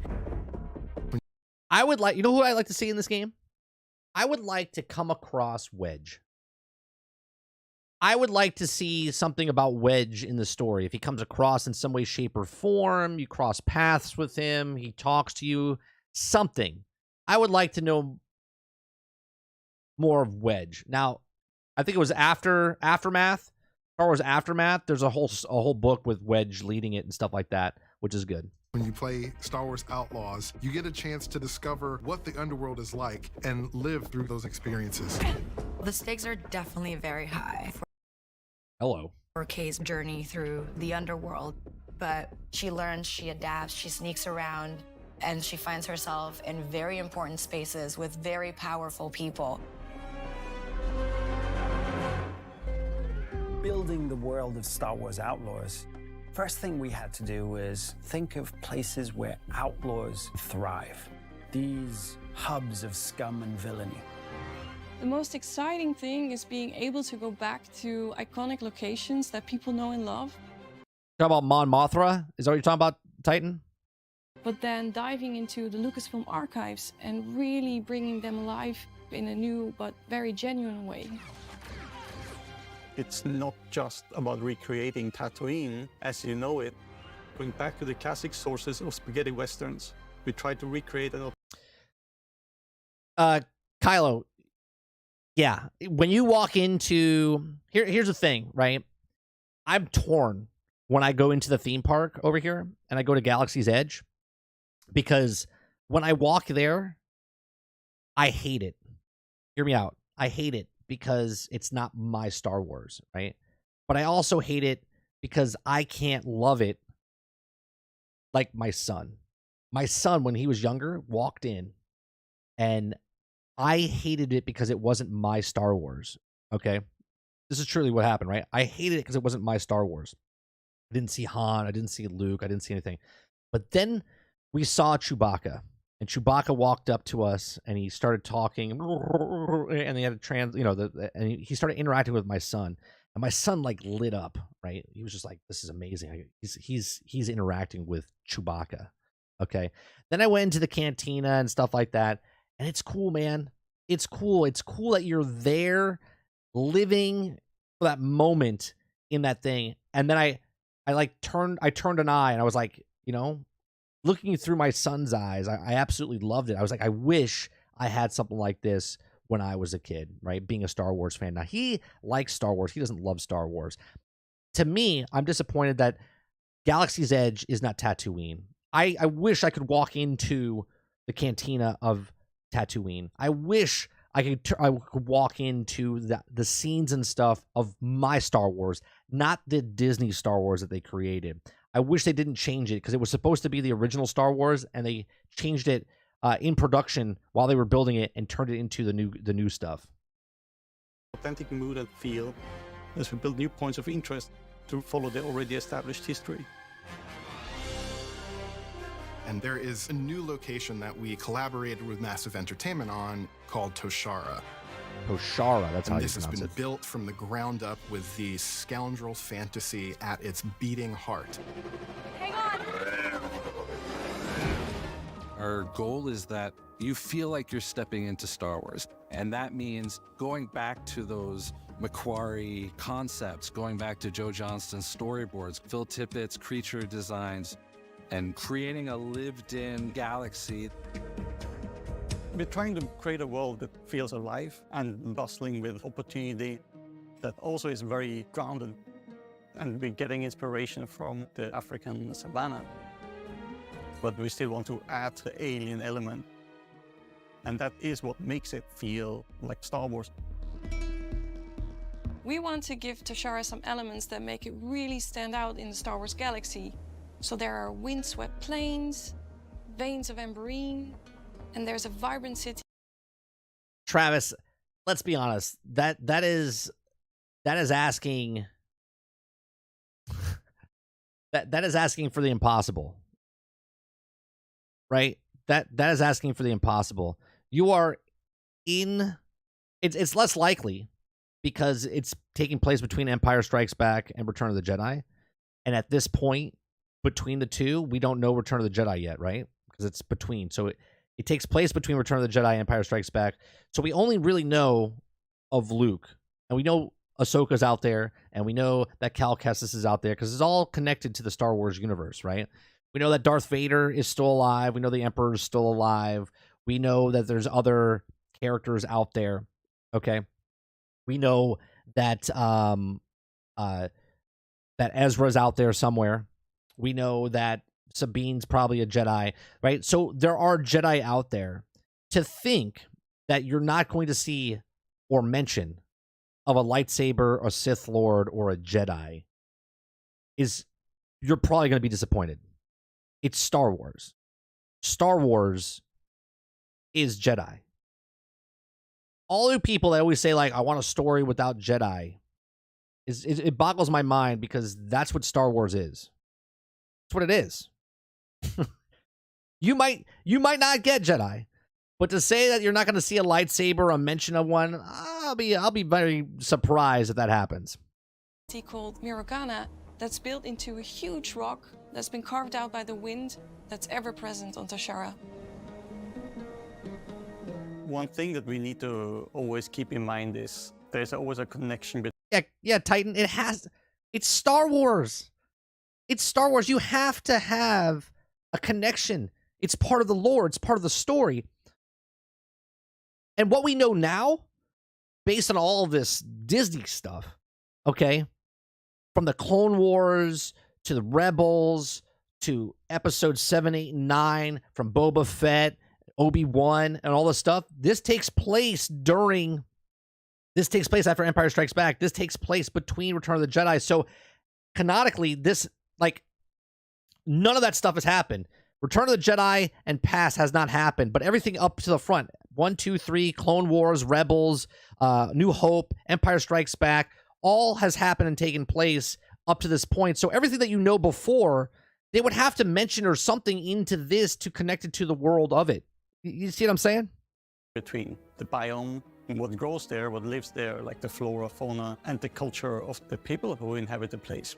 From how the plants pollinate, or how vegetation and local resources are used in local clothing and buildings, to even how the locals have adopted wind into their way of life.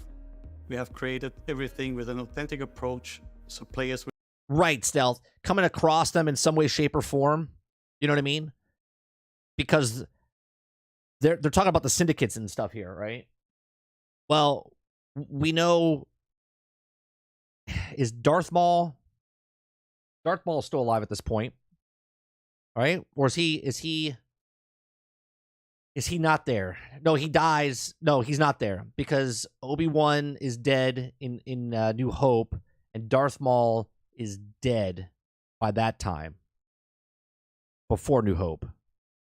So but there's part of other syndicates. We know of other people, right? So Will experience all these places like someone who actually is there. We made it, Nix. Working with massive right, Quintar. I'm playing a Marvel game, but I'm playing the newspaper guy, and they better not show any superheroes in that Marvel game. I don't want to. Right, that's the problem with Secret Invasion. There's no fucking superheroes. we were able to really build out an authentic Star Wars world where you can travel, explore, and Mando maybe. Because no, Mando, he would be too young at this point, right? Because, well, maybe not. He would be in his teenage years, I think. Because Mando is 5 years after Return of the Jedi, I think it takes place. discover in a way that we really haven't been able to experience in modern Star Wars gaming. The high-stakes scoundrel lifestyle and the open-world promise allowed us to create a game within Star Wars that had never been done before. Not just exploring cities, but also getting onto your speeder and race across stunning wilderness. Then jump into your ship, the Trailblazer, and go on an incredible adventure. We've only scratched the surface of what Star Wars Outlaws has to offer. See what he did there? Scratch the surface. Yep. No? Okay. There is so much more that you will get to embody and use and play when you become K-Vest. Players are gonna love Star Wars Outlaws. It's gonna be exciting. It's very adventurous, and that's what makes it Star Wars. So I'm very excited to share that. I want to hear what she said again, right at the end there. Hold on. That's what makes it Outlaws. It's gonna be exciting. You'll get to embody and use and play when you become K-Vest. Players are gonna love Star Wars Outlaws. It's gonna be exciting. It's very adventurous, and that's what makes it Star Wars. Exciting and adventurous. That's what makes it Star Wars. Couldn't have said it better myself. So I'm very excited to share that. So, where do we go next? Anywhere we want. I like that her face here doesn't look... Hold on. Can I get a... So, Makes it Star Wars. So I'm very excited to... Her face doesn't look like that. Look. I like how they didn't take her face. And she's a pretty girl. Don't get me wrong. But what I'm saying is, like, she's playing a character. She's not playing her. You know what I mean? Look at that smile. What a contagious smile that is. Yeah, but look, the nose is different. I like how they made this character its own. And I love her look. Like, I love K-Vest's look because it reminds me of watching the movies, right? She looks like she's in the 80s, right? I know the movie doesn't take place in the 80s, right? But she looks like she's part of the 70s, 80s vibe because that's when it took place. Anywhere we want. Star Wars Outlaws, coming 2024. So, excited for that. Excited for that.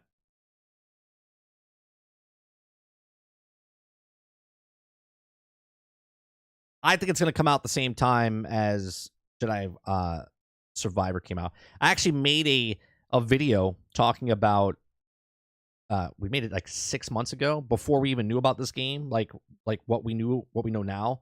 And I actually predicted that it would come out in March, between March and May of next year.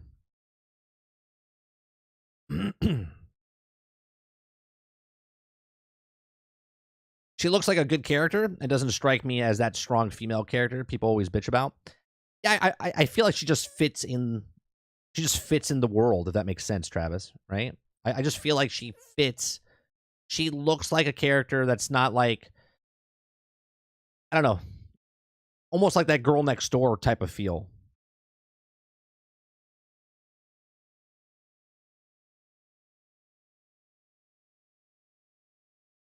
If it does come out the same month Survivor, I'm going to laugh I'm hoping more than more May 4th. It would make sense. I think a lot of stuff though, Gaming Fire, they want to put out because it's based on, if they put out on May 4th, but let's say another game comes out that's competitive to this, where it would eat the sales. You know, May the 4th wouldn't make sense. So, for instance, let's put it in perspective. Obviously, it's not going to happen. Maybe it does. But let's say Outlaws says May 4th. But Rockstar says May 4th as well. Do you think Grand Theft Auto 6 being on the same day as Star Wars Outlaws, do you think Outlaws would like that? Probably not. Right?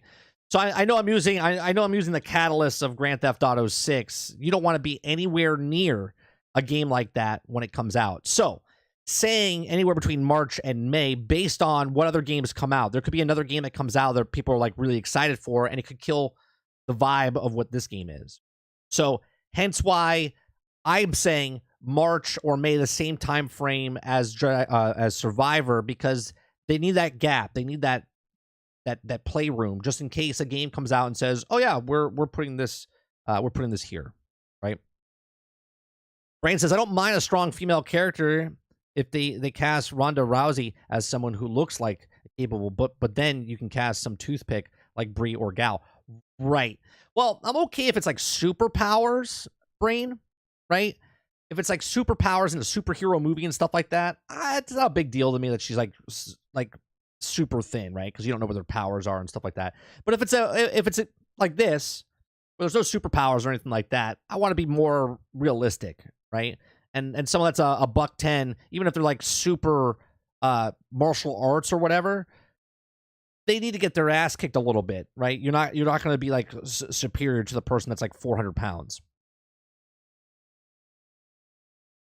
30, I love how all these idiots are saying, "Oh, I want them to get rid of those random crimes in Spider-Man 2. He's friendly neighborhood Spider-Man. If you don't have those crimes, you did it wrong." Yeah, that's part of what Spider-Man is. He literally is a neighborhood Spider-Man. Like, he's protecting the city, right? He's helping crimes in the city, pickpocketers and stuff like that. That's what makes it charm. It gets boring as a video game, but that's who he is.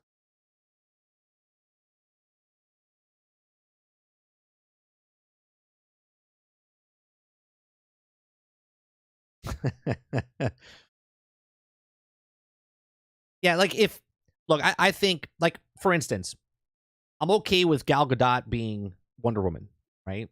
She's super gorgeous, Amazonian type looking, right? And she kicks ass and she's thin, but she's Wonder Woman, right? She's got just strength. I don't need like Gina Carano, who I think would have made a good character as well, to look like a bigger woman to make me feel like she's strong, right? Because it's Wonder Woman. Now, if Gina Carano wants to go into a show where she's a spy or some sort of agent and she's like kicking ass and stuff like that, that's believable. You know what I mean?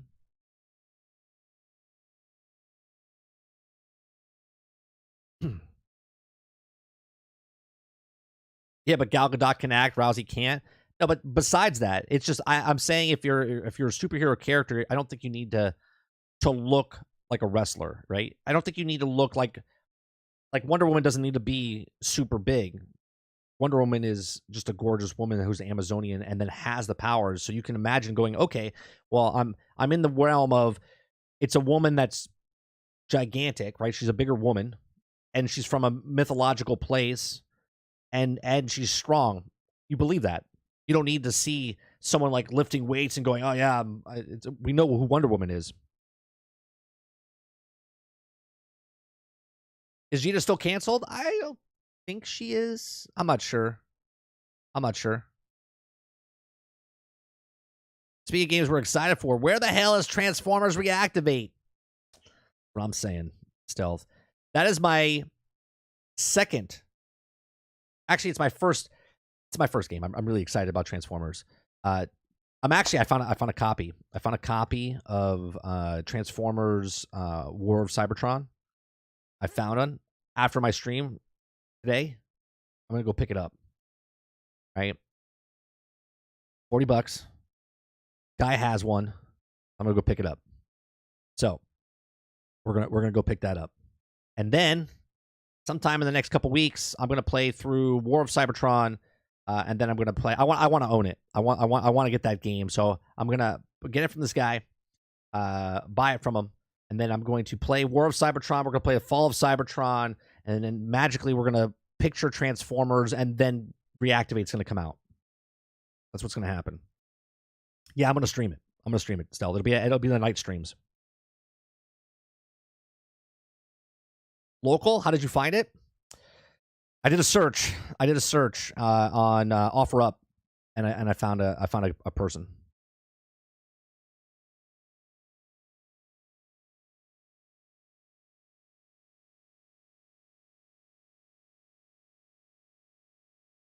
Always find some random stuff on it. I don't. Here's the bad part, Dolphin. I don't know if the disc is scratched or anything like that. It's not like there's going to be an insurance policy on the thing, right? When I get there, I'm going to look at the disc and see if it's in good shape, and then if so, then I'll make the purchase. I'm assuming he doesn't know what he has. He just wants to get rid of it.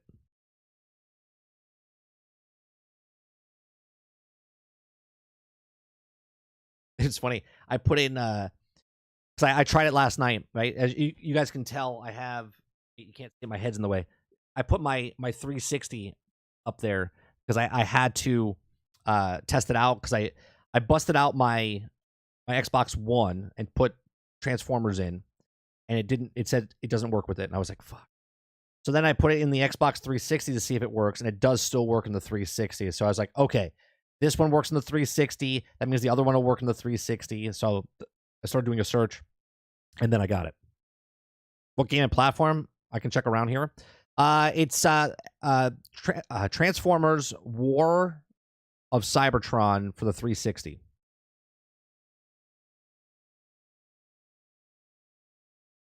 Everywhere we looked online yesterday, Brain, they're selling it for like $219. Like everyone's. So I'm a little nervous that the person. Now, it's crazy that I'm paying that much for a game that's literally what, 13 years old. You know.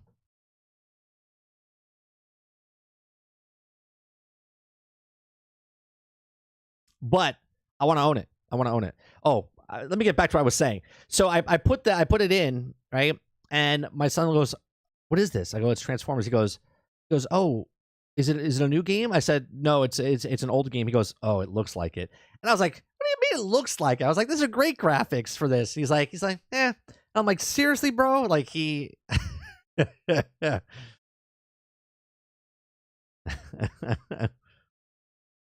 It's still got good graphics, but yeah, you could tell.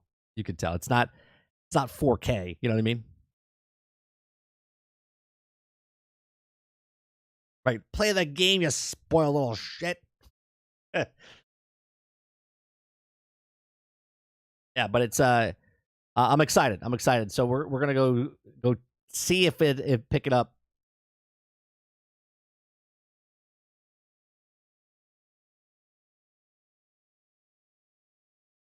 All right.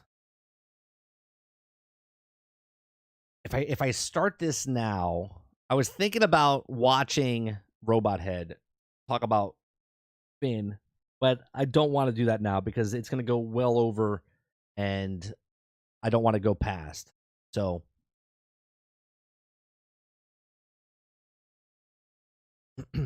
yeah, and the new not the new schedule, but the new format that we're going to try to do with Q&A during the show, like call-ins and whatnot. That's going to take place like in a week, probably like a week and a half, right? Once the kid goes back to school and stuff like that, we get the bugs out, because I need to figure out how to pop up. I might change my whole format here. I'm thinking about using a different program completely other than Streamlabs. But we're gonna try, because what's happening with Streamlabs right now is that I pay for Streamlabs Ultra or whatever it is, right? With all of the different integrations and whatnot. But when I click on it is called,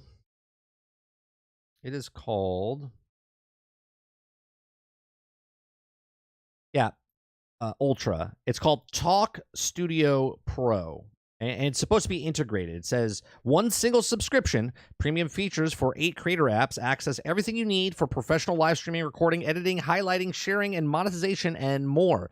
But when I click on it, it brings me to a completely different program, right? And I'm like, why would I need to go to a completely different program? And then it wants me to purchase it. So I'm like, it's supposed to be integrated. So I want to try to get the bugs out, because what I would like to do is put your chat and stuff up on screen for the people that are asking questions when we put in the Q&A. I want to have a separate screen when people call in to make it look like it's a call-in screen and whatnot. So there's different things that I would like to do and set up that I have to work on. So the night streams as well, the playthroughs, like last night we went over, which I'm fine with. I wanted to cut it kind of like in the middle. We were playing Oxenfree 2, Lost Signals. We're going to continue that tonight and probably finish that game tonight. And then once after the 10th, so my son starts school on the 10th, August 10th, and then it's 10th, 11th, and it's the weekend. So on the, I think it's the 14th, if I'm not mistaken, we'll start up the new stuff. Let me see. Yeah, the 14th. So Monday the 14th is when we'll start like the show where people can call in and whatnot.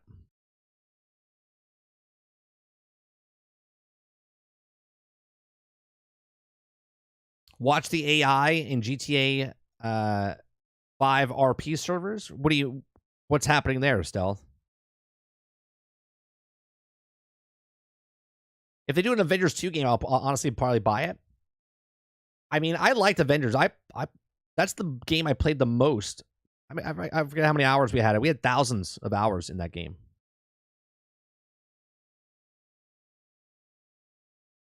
What if Insomniac's third game is an Avengers 2? It's not going to be Avengers 2. It might be a multiplayer game. I think it'll be an X-Men game. I do. Fantastic Four, X-Men, something like that. Some group-based game.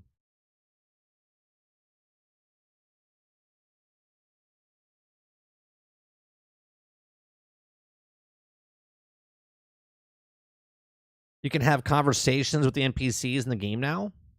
What? Did you post that in Discord? Is it the same thing that was happened when we talked about Skyrim?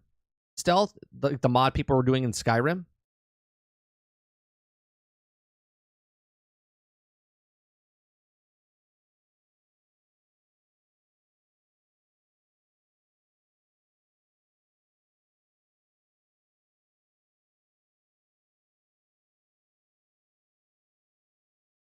I'm trying to...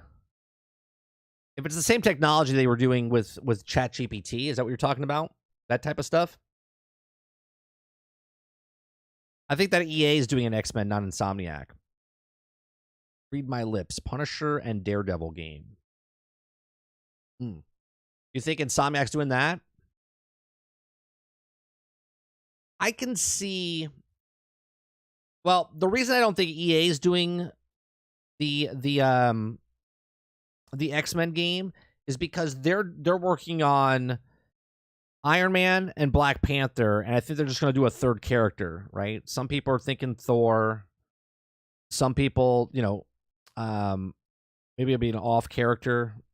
Maybe it'll be like Wanda, not an off character. Maybe like a Vision or something, right? I think they're just going to do a third character.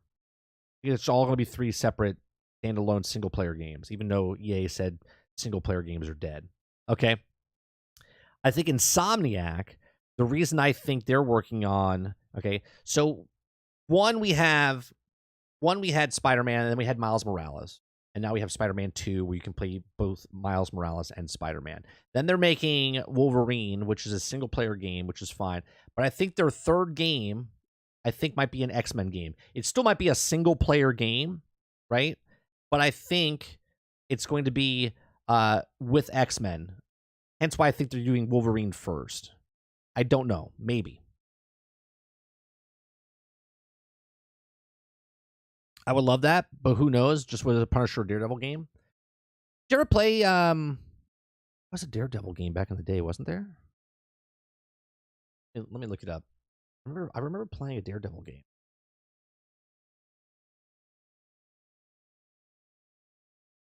What year was that?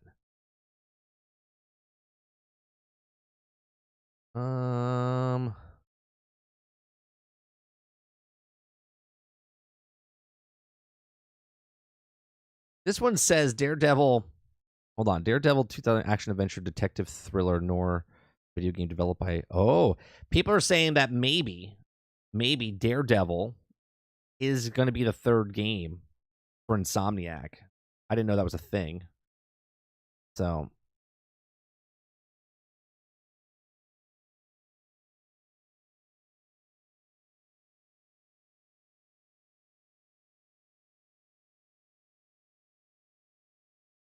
there was a Punisher game in a long time ago, and the side-scrolling beat 'em up in the arcade game. Ratchet and Clank team from Insomniac is doing a live service game.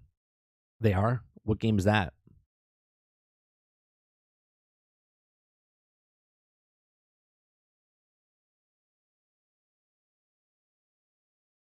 February 6, 2023, Troy Baker has been on the front lines demanding a video game based on Marvel's Daredevil for multiple years.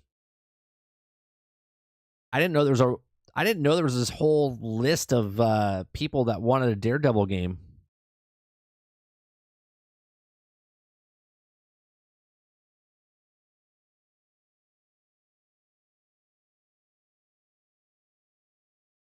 Daredevil 2003. Man, was it that long ago? Jesus.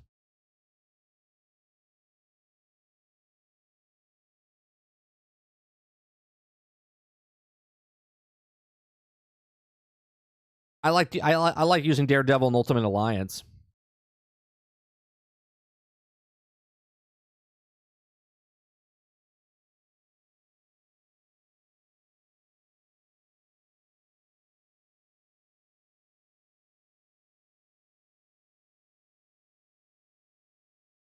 Marvel Heroes. You know what I think would be better? Personal opinion. I think it'd be different, right? Because if we get a Daredevil game, we know it's like Kung Fu, right? We know it's fighting hand-to-hand combat and stuff. I would like to see, I think someone said it in chat already, I would like to see a Doctor Strange game. I would like to see a Doctor Strange game. I made the same points, right? I made the same points for when we saw Doctor Strange, and I wanted him to come into Marvel's Avengers, the game, right? Was it you, Travis? Okay. Right. I want to see Doctor Strange in Marvel's Avengers. I made a huge thing about this when the game came out because I want to see him doing the magic and stuff like that. It's just it would be really cool to see that type of stuff, right? And it would be a cool addition because think about it. I'm gonna make a point. I just thought about this in my head. Insomniac made Ratchet and Clank. What did Ratchet and Clank Rift Apart do? Right? Open up holes. You teleported through into a different dimension type of thing. They already did the technology for Doctor Strange. You see what I'm saying? So Doctor Strange does all the magic, opens up the portals and go through. You're fighting different dimensions. Insomniac has already worked on it. They've already did it. All they have to do now is put it on the lines of what they did with Spider-Man, what they did for what they're doing for Wolverine, and then do it again for Doctor Strange. So I'm going to say their next game is Doctor Strange. Viewfinder game, right? Right? I'm going to put that. I'm going to do my, that's my psychic ability. I'm going to do it. I think they're going to do a Doctor Strange game. It's Insomniac. They already have the technology that they did for Rift Apart. And I think that's the third character they're going to be doing. Which then takes it one step closer to making the MGU, the Marvel Gaming Universe, because then you have, hear me out here, because then you have Spider-Man, Wolverine, and Doctor Strange over here, right? Then you have Iron Man, Black Panther, and potentially Thor over here. And then you have the other company doing Captain America and Black Panther, right? You basically have the entire Avenger team. You have the entire Avenger team. I think their next game is not Marvel at all, but the next Ratchet and Clank game is next. Well, they could be working on 2 separate games, right? They did it when they were working on Spider-Man and Ratchet and Clank, right? Or Miles Morales and Ratchet and Clank. So they can work on 2 games. So you might be right too, Rose. But I think they're gonna push the envelope with another Marvel game, because Marvel, Spider-Man, one of the best-selling games. Marvel's Spider-Man, Miles Morales, another one. Wolverine's gonna be a hit, and I think they might go down. I think they might do the Doctor Strange. That's my pick. That's my pick. We'll see.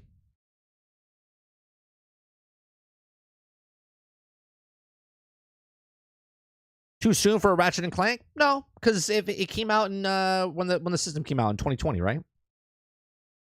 Right? Did it come out in 2020 or 2021? By the time it's done and out, it'll be 4 years. That's fine. Not too soon.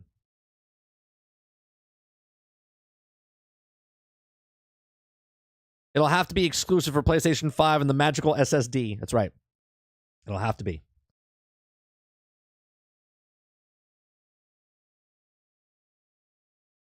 I just think Doctor Strange would be a really cool character. With all the stuff that they've done now, with the particle effects and different things that they can do. You forgot Sony's big push for live service games? I did? No, we're just talking about Insomniac. Insomniac's not making a live service game. I don't think they would. I don't think Sony is idiots to go, hey, Insomniac, you're really good at making single player games. You need to make a live service game. I think Sony would be smart enough not to do that. Now, they bought Bungie and other companies to make live service games. I don't think Insomniac is one of those guys. I think Insomniac's going to stay tried and true on the games that they're making.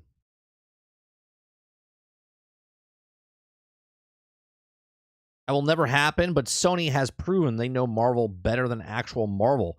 They can do a lot of games and maybe some movies. Be interesting. They're making some really good movies. You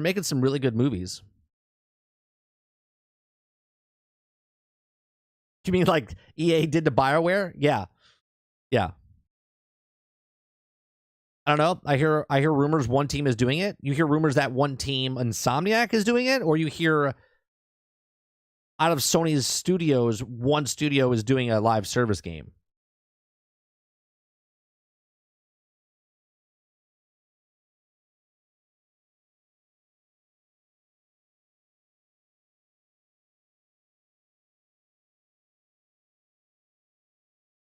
I can't imagine Insomniac.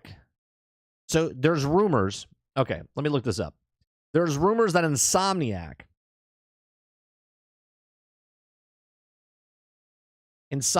is making a live service game.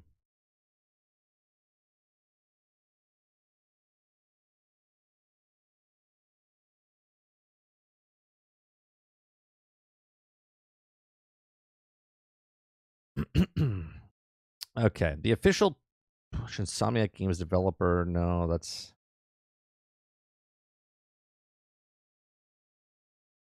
console bundle pre. Marvel's Avengers creative lead apologizes for the game. The last developer apologizes for absence of PlayStation Showcase. Destiny 2 gets amongst. I don't see.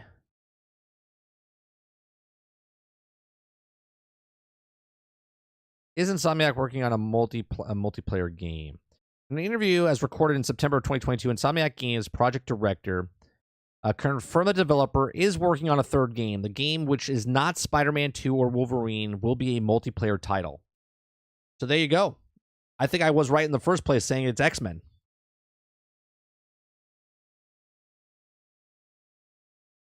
I mean, it didn't say X-Men, but it's a multiplayer game with a group.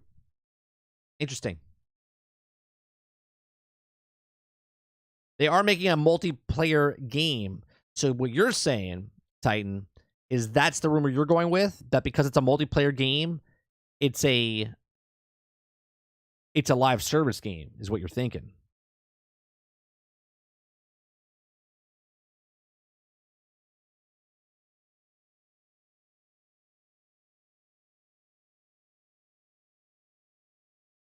Multiplayer and live service isn't the same thing. You're absolutely correct. But we do know that 60% of Sony's budget is going towards live service games. We know that 40% of the developers are going into making live service games. Right? So it's not far-fetched, Travis, to say that the multiplayer game that they're making could be a live service game in the Marvel Universe. Now, obviously, we're all speculating here. We're all making predictions and throwing stuff out there, right? I originally said I think their third game is an X-Men game, that it would be multiplayer, and I said that you could play 2 characters and whatnot. I said I would like to see a Doctor Strange game because of Ratchet and Clank. They already did the Rifts Apart and stuff like that. The technology's there. They could do a kind of thing like that. Maybe both could be the same. Maybe it is a multiplayer Marvel game, and Doctor Strange is in there, and he does the Rifts. Okay, I don't know.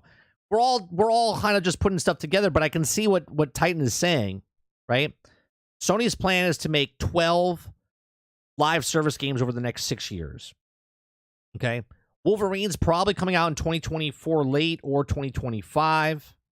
Okay, Spider-Man comes out this year. We don't know what comes out next year for Insomniac, right? So they potentially could be making a multiplayer game that is a live service game. Yes, you are correct. Not all multiplayer games are live service games, but there's smoke, there's fire. 12 games. 12 games need to be a live service game over the next 6 years. The next Insomniac game is a multiplayer game. It's not coming out tomorrow. It's coming out in the next 6 years. So it could potentially be a live service game.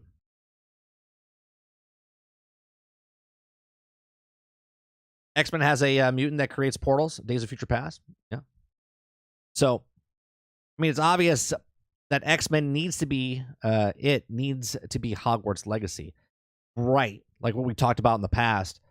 But it also, they're pushing forward with the Mutants movie, which I said in Discord the other day. I said, if they change X-Men to mutants, I'm done, because X-Men is no longer X-Men. Right? Right? If they move forward, I'm done. I'm not supporting the mutants, because the mutants are X-Men, and if they change X-Men, those no longer my X-Men. Right? So we'll see what happens.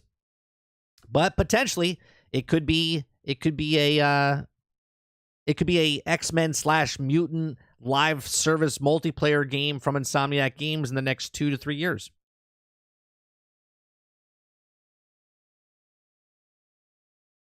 That'd be great, Travis. What we talked about months ago when Hogwarts Legacy came out and talked about it, like Jesse said stuff, you said stuff, I said stuff, that you could take like the school and like level up your mutants and become like the mutants while you're in Professor Xavier's school. That'd be cool.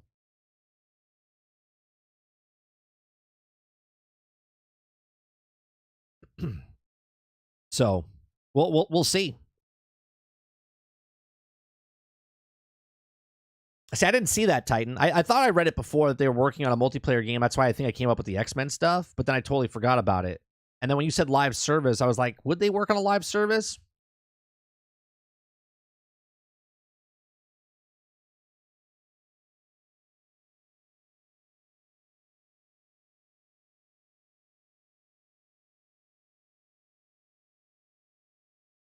So, reading that Insomniac is working on stuff like that. Interesting. Hopefully, it's good, right? Again, I don't have a problem with live service games if they're done correctly, right? There's good live service and there's bad live service. Unfortunately, there's more bad than good. But maybe Insomniac does pick up Marvel's Avengers and they do it, right? Right? Maybe they do Avengers 2, like Travis said. Who knows? Wouldn't that be crazy though? I don't know if Insomniac would take that on. I think there's so much leftover like crap on Marvel's Avengers that I don't think they would want that.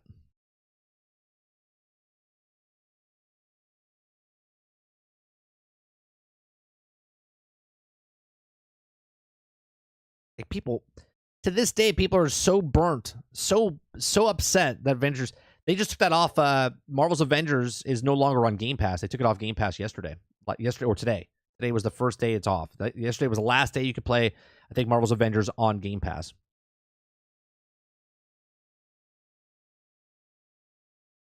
Insomniac's like Rocksteady. People just trust them, period. Until they don't, Travis. Rocksteady was trusted until they came out with Suicide Squad, and people are like, what the hell is that? Right?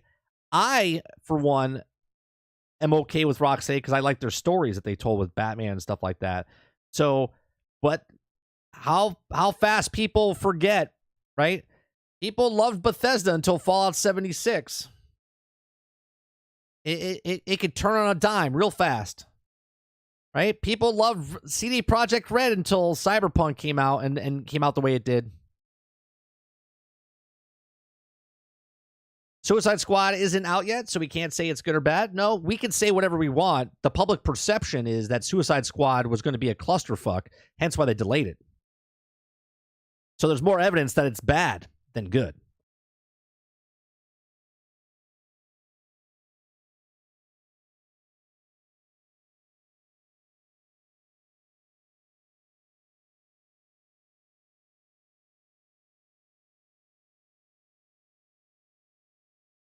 Most people are goldfish. Yeah.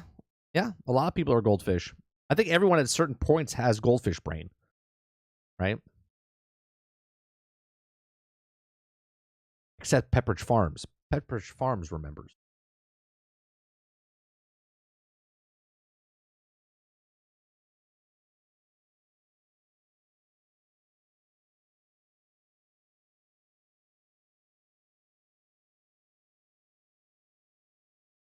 I mean, true, but it could be people, myself included, being pissed because it was online only. Well, by your standards, then it would be a bad game, would it not?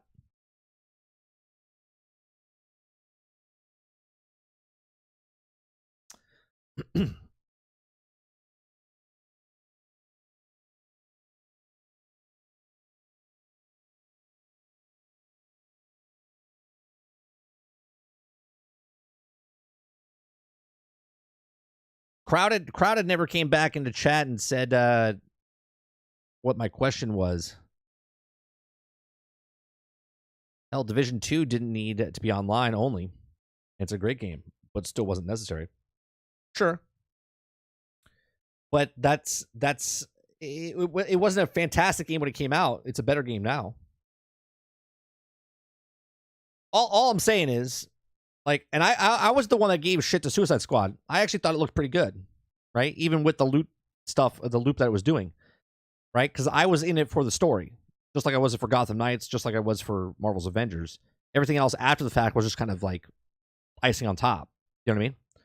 So, but them pulling it and delaying it says a whole lot that it wasn't good, right? I don't think they pull it because it was online only.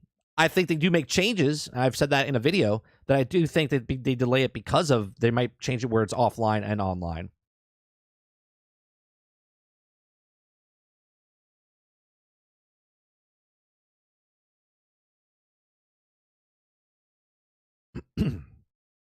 Yeah, if it's an online game, that means they're selling you microtransactions. If they're selling you microtransactions, then there's a reason. You know, I think you have the same type of scenario for a lot of games, like what Diablo is doing right now for Suicide Squad, right? But they pulled it. They pulled it and delayed it, meaning there's something bad about it. So to say that we can't say it's bad, they thought it was like this is not good. We gotta pull this shit down now. Let's delay it, right? And I said in a video that they'll probably delay it, start promoting it again in November, and do the same thing they did with Hogwarts. And Hogwarts, they pushed it back. Then in November, they started doing a hard push for advertisement. Did a stream on November, December, January, and it launched in February. And it came out to a huge applause because it was a fantastic game. All right. It's past noon. I need to go do some things. I need to go pick up my video game or go test out. Let's go see if the video game is good or not. In good shape. We'll be back tonight, 8 p.m. Eastern, to complete Oxenfree Lost Signal. If you guys haven't watched that, I uploaded 2 videos last night before we did the live stream of Oxenfree 1. So if you guys go to here, let me bring it up so you guys can see. This is me. This is me from 6 years ago. This is me from 6 years ago playing Oxenfree. If you guys didn't watch my stream last night and you're interested in our playthrough, you can watch Oxenfree 1. Part 1, Part 2 is up. Oxenfree 2 Part 1 is up there, as well as in the playlist that you can check out on our channel. And then we're going to be doing the playthrough of Part 2 of Oxenfree. So it's up there in the playlist section if you guys want to watch. It's an interesting game. It's a story-driven game. It's not an action. There's no fighting or anything like that. So it's just all story-driven. So go check it out. The first game was 4 hours and just short of 5 hours. And I think the second game is also going to be about 5 hours. So we'll probably finish it tonight. Appreciate it very much. Make sure you hit that like button on the way out. Make sure you hit the subscribe button if you like what we do here. And if you'd like to go above and beyond that, you can hit the membership button as little as $5. And we'll see you guys on the next one. Thanks for watching, and I'll see you guys tonight at 8 p.m. Eastern. Peace.